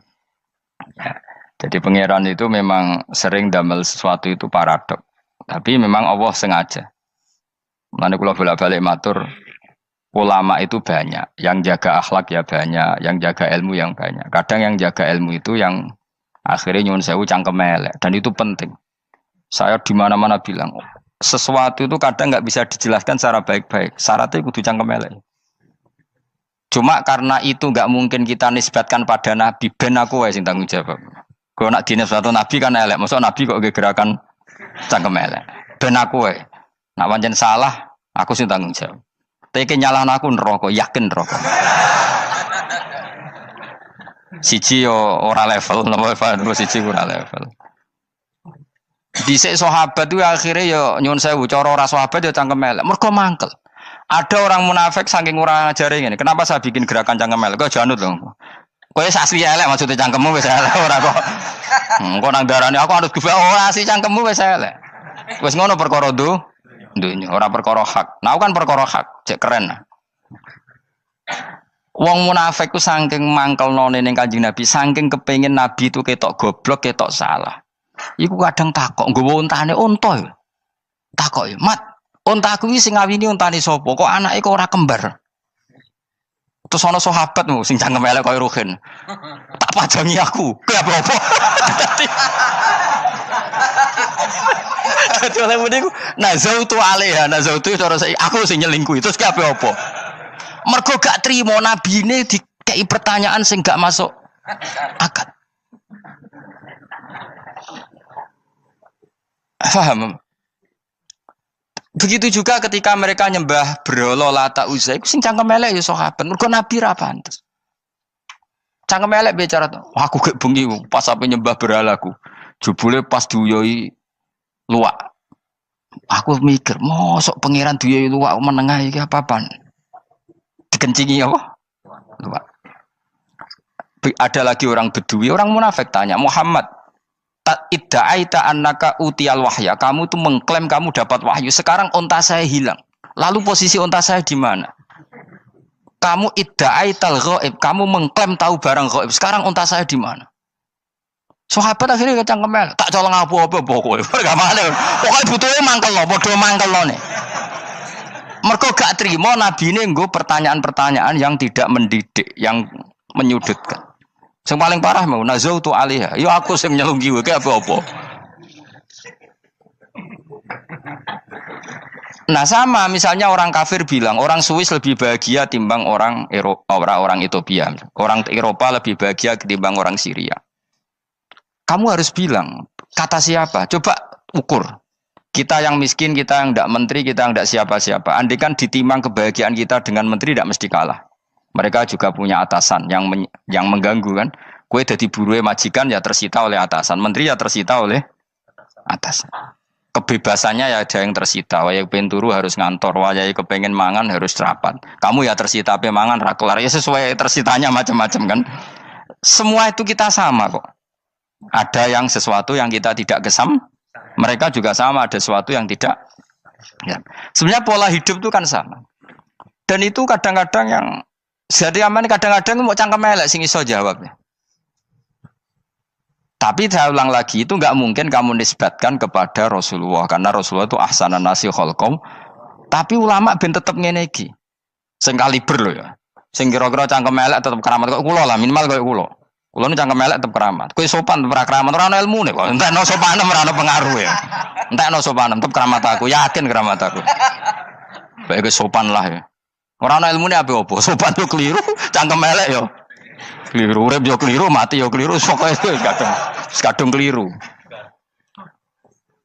Ana ulama diomongi, Pak Yai, kalau neraka itu, kalau setan dari api, kemudian setan disiksa api kan sejenis, susahnya apa? Kiai ini mangkel terus ngambil segenggam tanah disawur ora ini. Loro Yai, jare ke kok tanah, kena tanah kok loro. Enggak bisa seperti ini diberi penjelasan baik-baik kan. Setan itu kok geni Pak Yai, jare disiksa di neraka kan enggak apa-apa sama-sama api. Kiai ini ngambil tanah swawur ora ini. Barang mau sakit Kiai, jare kok tanah kena tanah kok sakit. Hanya jangan katakan kalau setan dari api kena api enggak sakit. Coba kamu kasih penjelasan baik-baik. Ngapunten nggih, umpami jenengan nggih, ngapunten lho niki. Ngapunten nggih, umpami jenengan nggih. Ngapunten lho. Kesuwen. Umpami jenengan kena tanah sepundi iki mboten napa-napa, kena tanah kula biasa. Kan kesuwen. Dene mbok sawuri raine. Terus keliliben. Padahal materi manusia dari tanah, ternyata kena tanah sakit. Makanya dendam itu penting, tapi tadi loh ya, bukan dalam konteks dunia ning swarga. Allah iku wis gawe manusa iku duwe dengan tanda kutip dendam tadi. Dekne tetap gak terima. Orang yang dulu menghina saya iman, kemudian orang itu di surga gak terima. Makanya diberi hak untuk melihat bahwa temannya masuk neraka. Mulane fattala'a fara'ahu fi sawail jahim. Kemudian temannya dilihat, kemudian temannya di neraka. Dan belum berhenti dendamnya di sini. Dia ngomel-ngomel, tawahi ingkit talaturdin. Kamu kan yang hampir saja menyesatkan saya. Jadi wong swarga nek ora ngomel ya ora lega. Ayo milih swarga apa milih dendam? Dendam. Jadi mulane ngaji ben kero, dadi ben lega apa? Dadi kowe kudu dendam kan. Kowe mbek wong suga-suga kudu dendam. Jute gak dhisik suga, saiki suga aku jebule sing mbok dendami swargane sak dhuwur. Pancet wong suga menangan. Jadi kudu jelas ya. Jadi kenapa saya bilang cangkemel karena tadi dulu sahabat itu kadang kesulitan nanggepi komentare wong-wong munafik. Karena tadi itu Nabi itu, sampai nak roh ceritanya Nabi dari sisi yang baik-baik saja. Maksudnya baik-baik itu sahabat merawakan Nabi. Wong munafik itu nak takok aneh-aneh. Ya Muhammad, onta aku iku rondo ireng kok anake rondo ngene iku sing majangi sapa jare sahabat? Aku wae apa? Wong urusan unta kok ditakokno ora. Dadi niate nglecehno nabi, nabi takoki urusan. Lah kula misale kiai, alim alamah tukang maca jalan takoki, "Gus, dari rukin kula gak ada kucing, Gus." Niku rupane kok beda-beda nu sing majangi kucing putih, Gus. Aku kan ngenyek wong lho. Kiai ditakoki urusan perselingkuhane apa? Kucing. Bukan nabi itu kono mesti sahabat tahu terus kabeh apa? Ono sing ontane hilang Muhammad, kamu mengklaim tahu barang gaib. Lalu onta saya sekarang hilang di mana? Itu saya sahabat tak jupuk. Maksudnya sahabat tadi agak nyolong mangkel wae. Cara aku zaman sahabat kok menangi nabi. Sing hilang ontamu, nabi mbok takoki. Engko sing dionto ora iso njogo malah nabi wong liya mbok takoki. Cok goblok. Enggak mungkin seperti ini kita baik-baik saja. Jajal misalnya kesopan, ngapunten nggih, Nabi sukani hak mikir ya. Malah kumo luhur kan? Nabi kasih waktu untuk meditasi. Ini kan malah gak kasih sopan gini iki. Unta-unta mudik takon Nabi lah nggak wes ramal di dunia kan lebih gampang. Gampang di cangkem melek cangkem apa? Jawab. Gampang cangkem melek. Makanya dulu mulai sahabat, ada sahabat kayak Umar, kayak Khalid bin Walid, gue jagani wong sing ini. Masyhur. Ono munafik nih takok, "Muhammad, kamu betul Mi'raj?" "Iya." Sayyidina Ali diparani takok, "Ali, sikile mangkat sitok diangkat. Angkat loro-loro ora iso. Ngono jare kancamu iso." Mergo artinya terbang kan kakinya terangkat semua. Sayyidina Ali karena wong pinter nganggep iku guyu tok Sayyidina Ali. Bareng takok Umar, kan dekne kepengen mengalahkan Nabi dan mengalahkan Ali. Terakhir ning Umar. "Mar, kowe iso ngangkat sikilem sitok." "Teni." Pekno pedang mbek Umar. Kewan iki. Ngono ku wis ra iso diadepi api-apian. Kok Umar wis ngerti iki ora kena diterangno mbek akal. Makanya saya punya rencana, umpama kok menangi Nabi, itu sang melek. Nabi ra usah ben tetap ahsana nasi kholqom. Nabi kita selamatkan supaya tetap steril. Masyhur kan, jadi ada orang Yahudi itu membawa kambing mati kan. Wedhus lho mati. "Ya Muhammad, kambing yang mati ini yang bunuh siapa?" Karena Nabi orang tauhid ya Allah. Yang bunuh kambing mati itu Allah. Agamamu ini aneh Muhammad. Yang dibunuh Allah langsung orisinil haram, yang lewat tangan-tangan jahil manusia halal. Itu sing disebut wa kadzalika ja'alna likulli nabiyyin aduwan syayatinal insi wal jin yuhi ba'dhum la ba'din zukhrufal qauli ghurur. Coba cara aku menangi Nabi. Kan nak cara medis kan jelas ya, kan tentu sehat yang disembelih karena darahnya keluar. Tapi mereka ngomong wong orisinil dibunuh wong langsung kok malah haram yang dibunuh manusia. Ini aneh mata agama. Cara aku menangi zaman Nabi, yo ono pangan dhewe ngono kowe sing gampang dikira-kira. Tapi ojo Nabi lho sing ngendikan, kowe wae sing penggemar Nabi. Kancang kemelek pantes selain bakat ora bakal dadi nabi wis. Ya kowe nak muni halal yo pangan tekno. Kan dekne muni halal kan? Ya wis entekno. Ben do mangan apa, Badang. Tapi Nabi kan gak mungkin ngendikan seperti. Tapi sahabatnya dong ngendikan gitu. Mergo ya mangkal ngadepi. Jadi kadang-kadang orang itu gak bisa dikasih penjelasan secara apa? Baik-baik. Ya tapi tadi saya ulang lagi, kita kudu tetap nyelametno Kanjeng Nabi. Yes, mulane ulama itu udah keras masalah bab ngadepi wong fasik itu keras. Masyhur Sidina Ali nanti debat be orang ateis. "Ali, kowe sare terkenal sahabatnya Nabi paling cerdas. Umpama kowe wis mbok rewangi salat, mbok rewangi poso, kemudian sok ben mati ra ono apa-apa. Terus kowe rugi, mbok rewangi salat, mbok rewangi poso, mbok rewangi takwa, ternyata nanti di akhirat ndak ada apa-apa. Dan aku kan enak ning donya, gak tahu salat, gak tahu poso, jadi nanti kalau gak ada apa-apa kan gak masalah. Aku di dunia gak pernah kebebanan aturan-aturan syariat. Masyhur dawuh Sayyidina Ali. Ingka nama taqulu sidqan atau haqqan takhallasta wa takhallasna. Wa ingka nama aqulu haqqan takhallasna wa ahlakta. Siapa lo dhewe? Jika yang kamu katakan benar, yang lolos tidak hanya kamu, saya pun lolos. Jika nanti di akhirat gak ada hisab, memang yang selamat kowe tok, aku lah yo. Selamat dong bodoh-bodoh ra ono hisab. Ingka nama taqulu haqqan faqad takhallasta wa takhallasna. Jika yang kamu katakan benar, enggak ada hisab, maka kamu selamat, saya pun selamat rumangsamu. Tapi jika yang saya katakan benar, takhallasna wa ahlakta, saya selamat kowe rusak. Niku muga ora Sidina Ali cangkem elek tapi, muga ora Sidina Ali. Muga sing ngomong Ruhin misal. Kan cangkem elek. Karena orang seperti itu ora iso mbok terangno api-apian. Di kampunten nggih mengke delok mengke. Lho delok mengke kesuwen li. Kowe nek mati wae SMS aku malah do ndindi ngomongnya. Maka jawab Sayyidina Ali, jika yang kamu katakan benar, yang selamat tidak hanya kamu, saya pun selamat karena tidak ada apa? Bisa. Tapi jika yang saya katakan benar, maka takhallasna wa ahlakta, saya selamat, kamu rusak. Mulane cara kula wong Islam kudu yakin mlebu swarga. Senajan to pun rokok sik. Saya berkali-kali bilang, kita pun nuruti khawatir. Sebenarnya sholat kita potensi gak diterima Allah karena ada ikhlas. Puasa kita juga gitu. Tapi masalahnya kubu sebelah darani siapapun mati itu masuk swarga. Lan aku kalah iklan iso kalah. Lan aku kampanye paling gampang ngaji swarga, ngaji ra paham yo swarga, go kitab ngalor ngidul yo swarga, modus gaya-gayanan yo swarga. Ngaji mergo mangkel bojo yo swarga. Ngaji nglalekno utang yo swarga. Oh, kubu sebelah wae swarga terus bosok kene sing iman kok. Swarga. Soal akhir ki mlebu neraka tak kandhani wis enteni sik sabar. Pada akhirnya tetap masuk swarga. Pada akhirnya kapan? 10.000 tahun apa ya ora. Ayo ora kepengin orang nglakoni kok. Jadi ini penting ya. Jadi kita harus terbiasa berpikir secara tadi ya. Sarohku sahabat ulama itu nak ngadepi wong fasik iki akhirnya cangkem elek. Mergo kadang penjelasan lebih gampang. Cuma tadi saya ulang lagi, Nabi harus kita selamatkan. Sajane Nabi Ibrahim yang podo parah.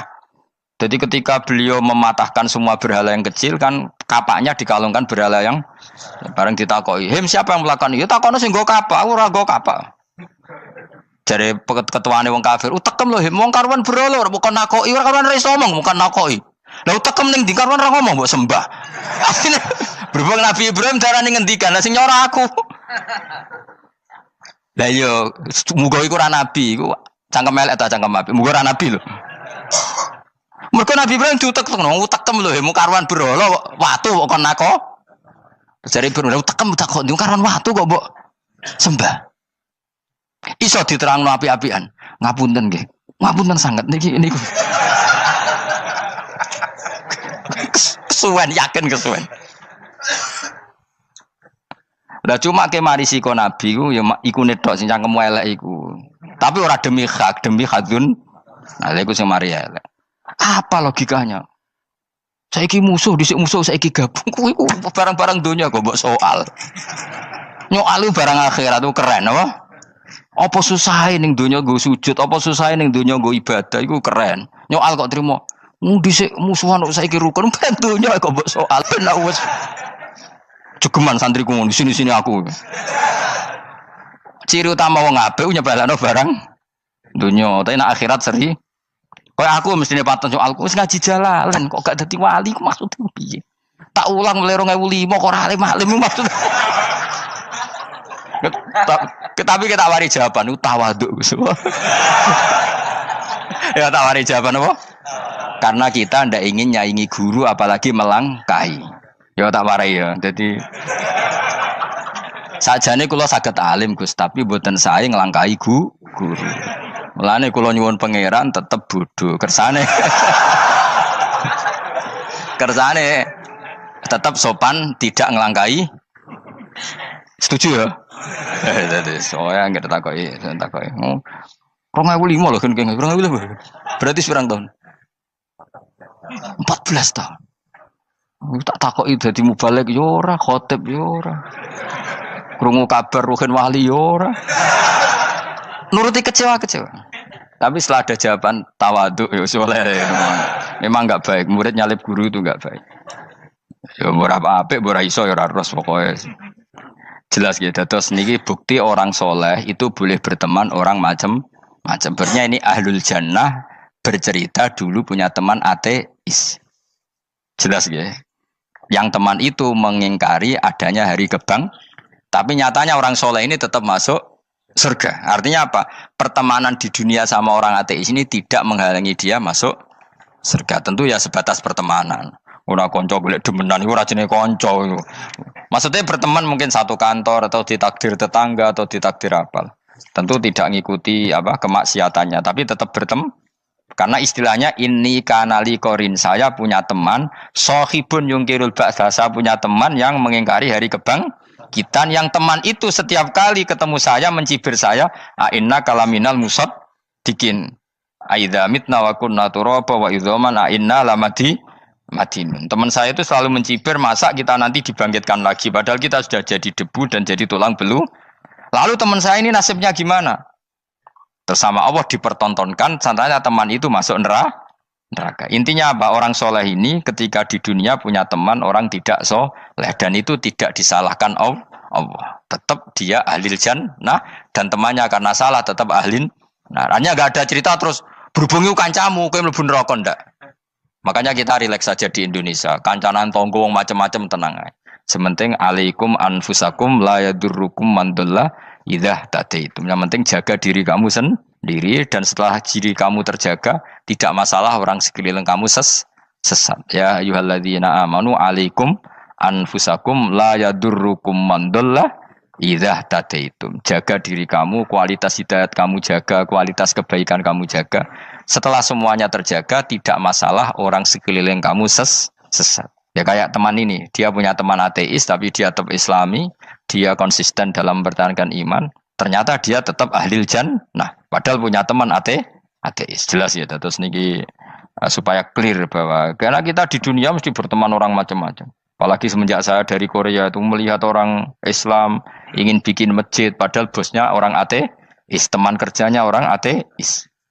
Tapi mereka nyatanya imannya tidak goyah. Mereka ingin bikin masjid, urunan bikin masjid, padahal temannya apa? Ateis. Dan itu nggak masalah.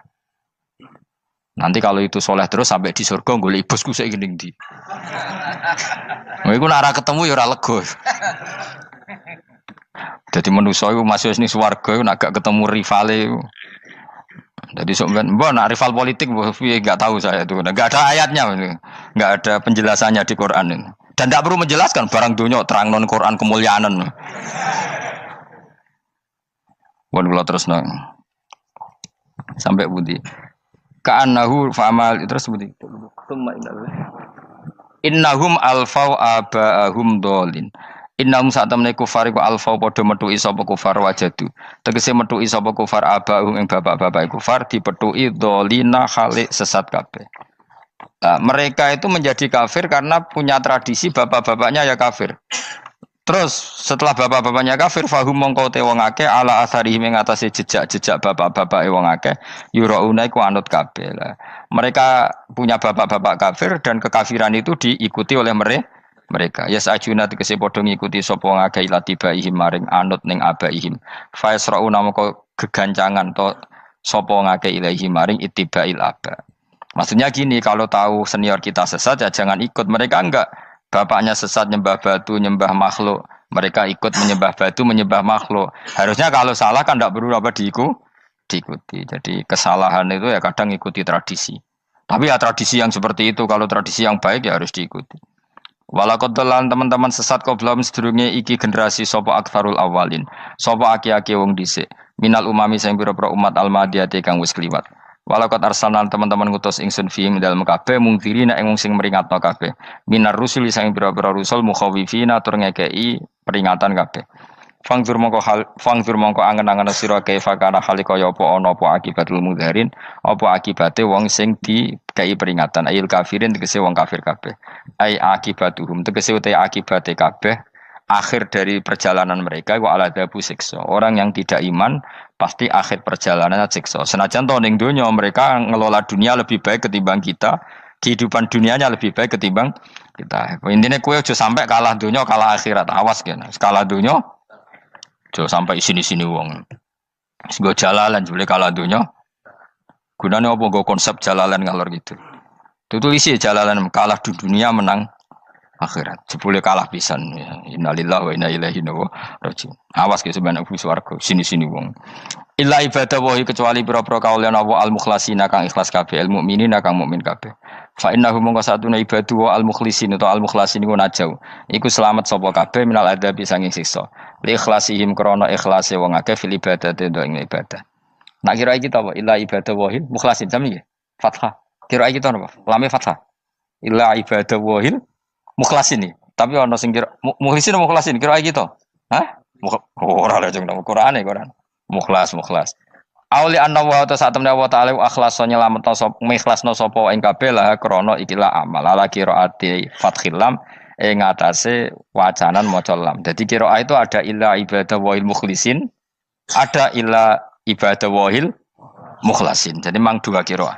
Tapi ki anut sing umum ya, aja aneh-aneh. Walaqad nadana nuhun fala ni'mal mujibun. Walakon nadana lan teman-teman ndonga nek kita sapa nuhun Nabi Nuh bi kauli iklan dawe Nabi Nuh, Rabbi inni maghlubun fantasir. Rabbi do pengiran ingsun ini sak temen ingsun maghlubun den kalahno, fantasir mongko kula aturi nulungi panjenengan. Fala ni'mal mujibun, mongko iku banget nikmate sapa al mujibun, sapa zat sing nyembadani lagu maring Nuh nahnu te kita. Aida'ana ala qaumi. Maksudnya Nabi Nuh ketika tertekan oleh kaumnya, kemudian Nabi Nuh berdoa kepada saya. Dan saya kata Allah fala ni'mal muji bundat terbaik yang memberi terkabulnya doa itu fala ni'mal mujibun.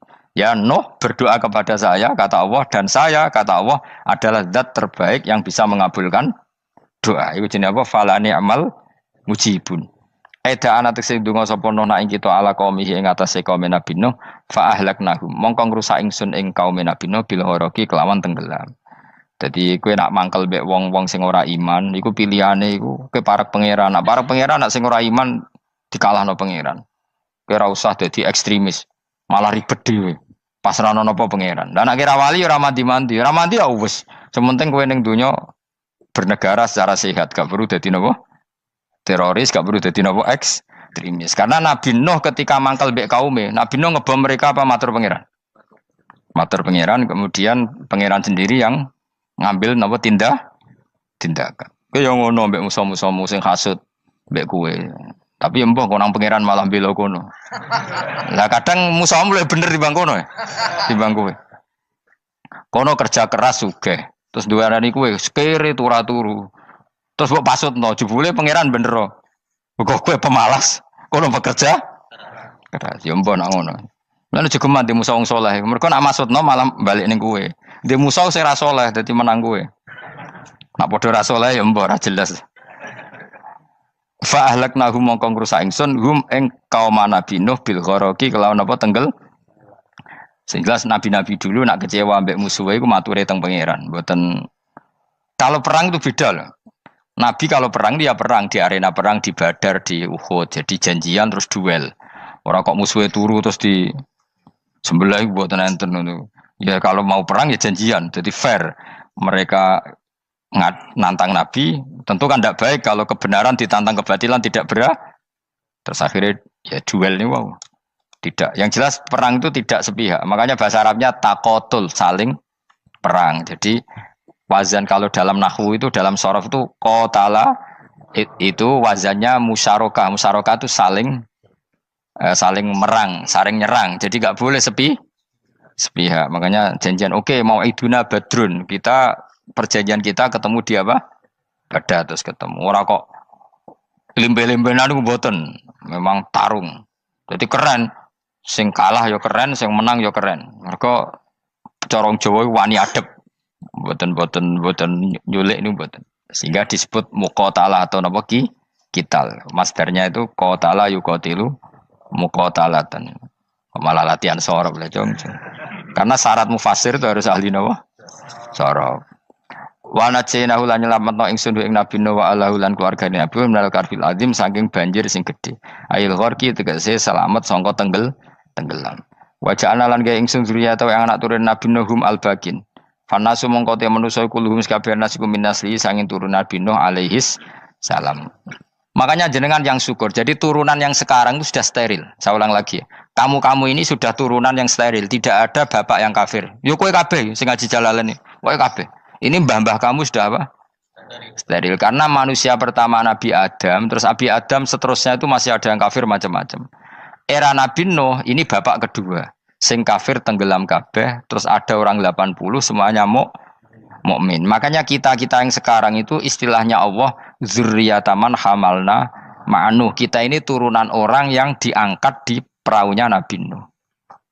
Makanya manusia pertama dari Nabi Adam, terus itu masih macam-macam. Era setelah Nabi Nuh sudah steril, enggak ada lagi yang apa? Kafir. Umpama mbah-mbahmu ana sing kafir meneh, iku ya kafir sing ora asli. Sehingga engkau ya langkai wae. Mesti aja anggap langkai wae. Terus melok mbah sing napa? Sing mukmin. Ya jelas ya, fannasu kulluhum min naslihi alaihis salam. Jadi setelah periode banjir itu semua manusia itu sudah turunan Nabi Nuh dan pas itu sudah steril semuanya apa? Mukmin. Ya orang 80 semuanya orang apa? Nah, setelah itu ada lagi yang kafir. Lah aku ora roh iku sing dadi mbahmu ta ora roh. Ya ora perlu roh kowe. Mulane ora hafal nasab ku penting kanggo biasa ben ora roh. Tadi fanasu mongko te manusa kulo miskaben nas iku minaslihi saking turunan Nabi Nuh alaihissalam. Bakana lan ana iku lahu kedene sapa salah satu auladin sapa telu pira-pira anak Sam. Pertama Sam wa Abul Arab wa Faris wa Rum wa Ham wa Abu Sudan. Sing Ham Abu Sudan, bapake wong napa? Sudan. Wa Yafas, ana sing maca Yafis. Yafas Abu Turki, bapake wong pundi? Wal Khazar, wa Ya'jud wa Ma'jud wa Magunali. Mbah kowe minduane sing tira mbah-mbahmu sing. Abul Arab ira ngembesek. Persi kita ya kurang ganteng. Rom kira ora wong Itali. Kowe turunan ndi? Ham iku paling Abu Sudan wong ireng-ireng. Paling iku. Wis ben ngono, ben wis. Wa tarakna alaihi fil akhirin. Wa tarakna lan nyisano ingsun apa koina tegese nyisano ingsun ali ngatasin no tak sisano sanaan khalid dadi pangaleman hasanan kang apik fil akhirin ing dalem periode-periode sing akhir. Minal anbiya sing pira-pira nabi wal umami lan pira-pira umat ila yaumil kiamat itu maka maring dina kiamat. Nuh jejak-jejak kebaikannya akan saya maklumatkan kebaikannya sampai ila yaumil kiamat.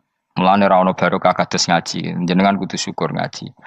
Misalnya Nabi Nuh dititahno Allah akan dipuji ila yaumil kiamat. Yang muji siapa kalau enggak kita-kita ini? Barokahnya ngaji kita tahu kehebatan Nabi Nuh, kita tahu sejarahnya Nabi. Berarti yang muji Nabi Nuh siapa? Ya kita-kita ini yang ngaji. Andai kan enggak ada yang ngaji orang tahu enggak tentang Nuh? Enggak tahu kan? Makanya banyak wali yang enggak suka doa. Bukan karena anti doa enggak, katanya saya yang didoakan para yang sudah meninggal. Karena yang sudah meninggal itu sangat mencintai kita. Lan kula itu termasuk ulama sing jarang ndonga. Nggih ndonga tapi juarang banget. Ora koyo kowe men ndonga ora tau mandi. Kula nu jarang ndonga karena dawuh Kanjeng Nabi, siapapun yang menghidup-hidupkan sunahku otomatis layak mendapat doaku. Dawuh Nabi masyhur, ala khulafai rahmatullah. Siapapun yang mengganti saya berhak dapat rahmatnya Allah. Manhum ya Rasulullah. Siapa itu? Alladzina yuhyuna ma amatahun nas min sunnati. Orang yang menghidup-hidupkan sunnahku yang sudah mati.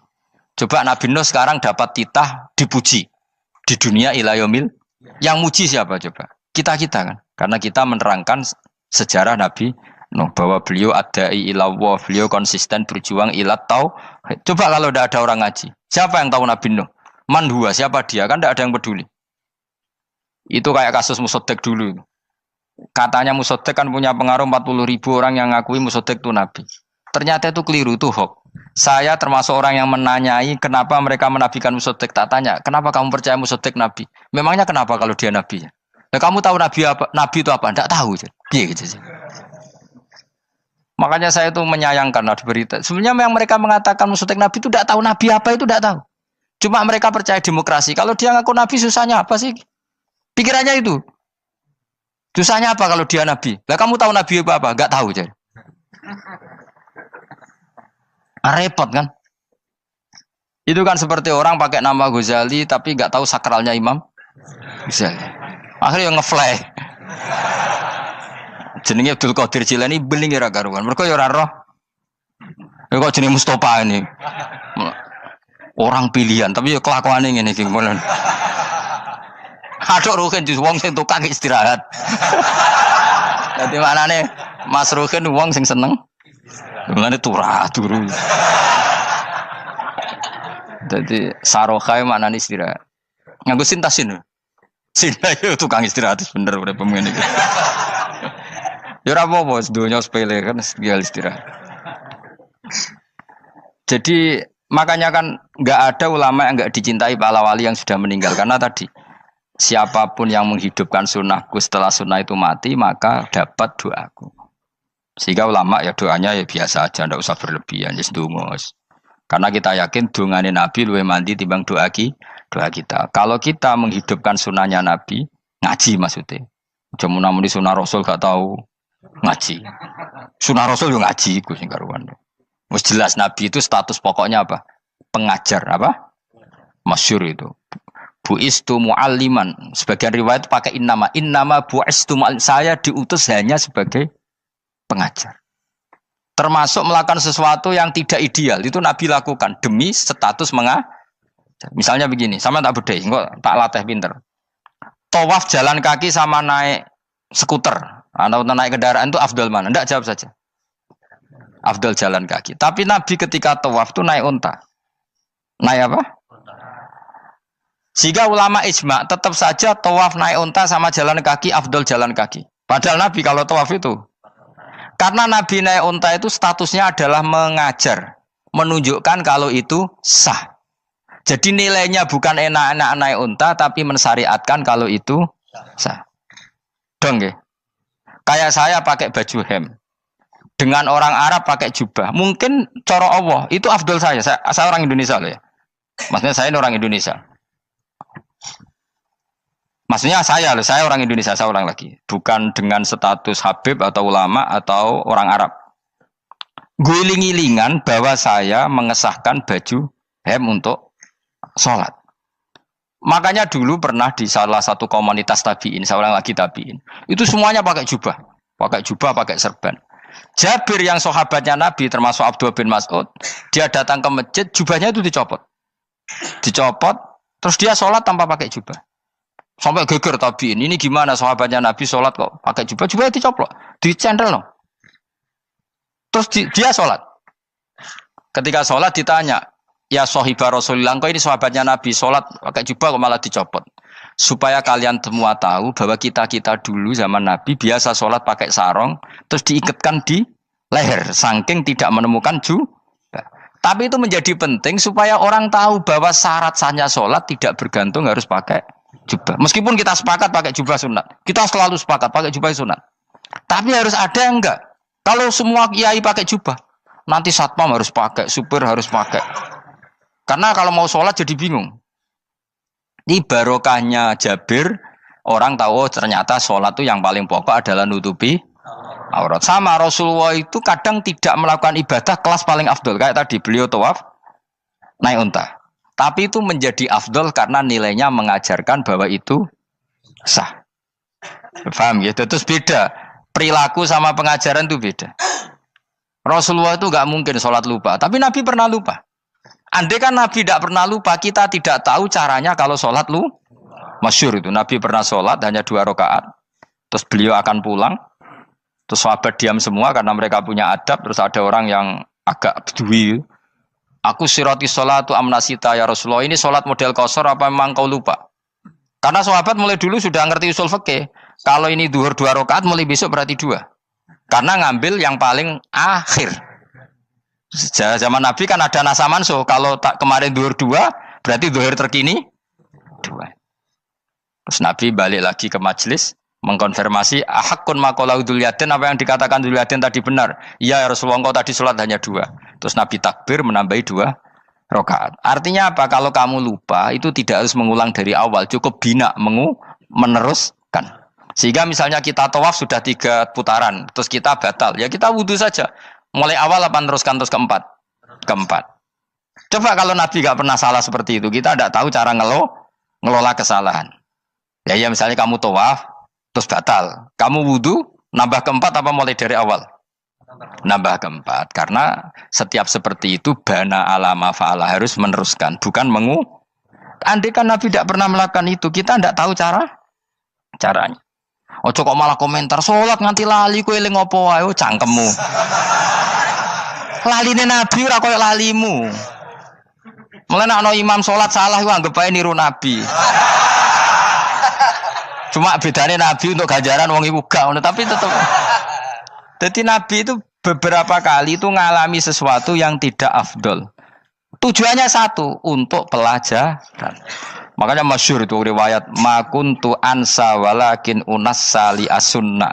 Saya itu tidak pernah lupa, tapi sama Allah didesain lupa li as-sunnah supaya itu jadi sunnah. Jadi makuntu ansa walakin unassa li as-sunnah. Jadi saya tidak pernah lupa, tapi sama Allah didesain lupa supaya jadi sunnah cara ngelola kelupaan. Misalnya sholat 3 apa 4, milih 3. Milih al-aqal. Karena itu satu-satunya cara. Sehingga Nabi didesain pernah sholat hanya 2 rakaat, terus diingatkan sama sahabat. Terus itu jadi sunnah caranya ngelola caranya ngelola lupa. Begitu seterusnya.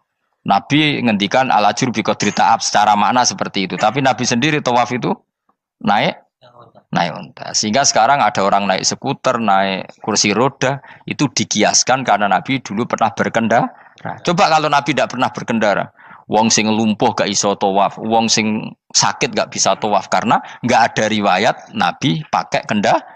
Tapi barokahnya Nabi pakai kendaraan, semua referensi itu gampang.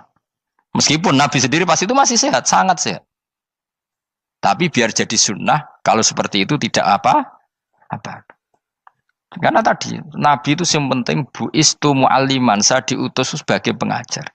Kadang Nabi melakukan sesuatu itu tidak ideal. Tapi tidak ideal yang akhirnya malah lebih ideal ketimbang ideal kita. Karena apa? Nilainya taklim, mengajarkan. Itu masyhur itu dalam ilmu ushul fikih. Jadi yang dilakukan Nabi jaiz, biasa-biasa saja atau boleh, itu statusnya bagi Nabi adalah fardhu ain karena liwujubi taklim, karena menjadi kewajiban mengajar. Masyhur itu jadi dalam usul fikih itu. Karena Nabi berkeharusan menjelaskan. Sehingga kamu jangan tanya, apakah yang dilakukan Nabi itu mesti kelas paling utama? Jawabannya ya, misalnya gini. Nabi itu sangat mencintai Qiyamul Lail. Sangat-sangat mencintai Qiyamul Lail. Tapi Nabi hari keempat itu sudah gak mau ikut sholat di masjid. Terus ada riwayat, kubu sebelah bilang Nabi baru sholat 2 rakaat terus enggak. Ada yang bilang 8. Macam-macam. Nah, yang jelas orang sepakat riwayat itu, hari keempat Nabi sudah gak sholat di masjid. Dan itu bagus bagi Nabi, meskipun bagi kita agak bagus. Kenapa? Andai kan Nabi sholat Qiyamul Lail selalu di masjid dan selalu 20 rakaat atau selalu 8 rakaat, pasti orang ngira itu fardhu ain. Bahwa Qiyamul Ramadan harus apa? Di masjid. Dan harus 20 rakaat atau 8. Tapi Nabi dari awal sholat itu tidak konsisten. Kadang 2 rakaat, kadang 4 rakaat, kadang 6 rakaat, kadang 9 rakaat langsung tanpa salam. Full langsung salam. Kadang 2 salam, kadang 9 rakaat full langsung salam. Akhirnya apa? Imam Syafi'i berkesimpulan yang namanya tasyahud awal itu sunat. Kamu sekarang sholat duhur, keyakinan kamu tasyahud awal sunat enggak menurut mazhab Syafi'i? Sunat kan? Karena Nabi pernah sholat malam 9 rakaat langsung tanpa tahiyat. Salam 1. Nah karena Nabi tidak konsisten juga beberapa kali meninggalkan itu, umatnya tahu kalau tarawih itu sunnah. Sehingga bakul mie ya tetap adol mie, yang tatpam tetap jaga. Dan orang tidak akan mencibir itu karena memang ada yang pulang tarawih, ada yang enggak, dan itu kebanyakan. Ya barokah Nabi tadi. Loh saya betul, saya itu tidak sombong. Saya itu punya pondok. Punya santri banyak. Sampai sekarang saya kadang ya tidak tarawih. Ya ora delik biasa. Supaya orang tahu kalau itu mah enggak wajib. Tapi berhubung saya wis nama wis kadung apik, ngono ku ya ora dadi jatuhku. Aman. Tapi sebenarnya hatiku yo nangis, kangen kula mbek pangeran. Lu Nabi sangat kangen mbek pangeran, tapi kalau melakukan ibadah secara terbuka semua pasti dikira itu wajib dan itu memberatkan umatnya.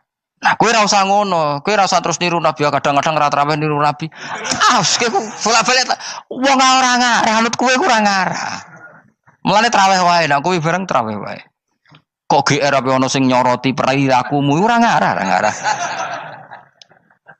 Makanya kenangannya Sayyidah Aisyah itu, kenangannya beliau itu wa in, sama siapa teks hadisnya ini ada di Sahih Muslim, wa in kana Rasulullah la yadaul amal wa yuhibbuhu makhafata ayyufrada alaihim. Sungguh Rasulullah itu sangat mencintai amal tapi beliau terpaksa meninggal.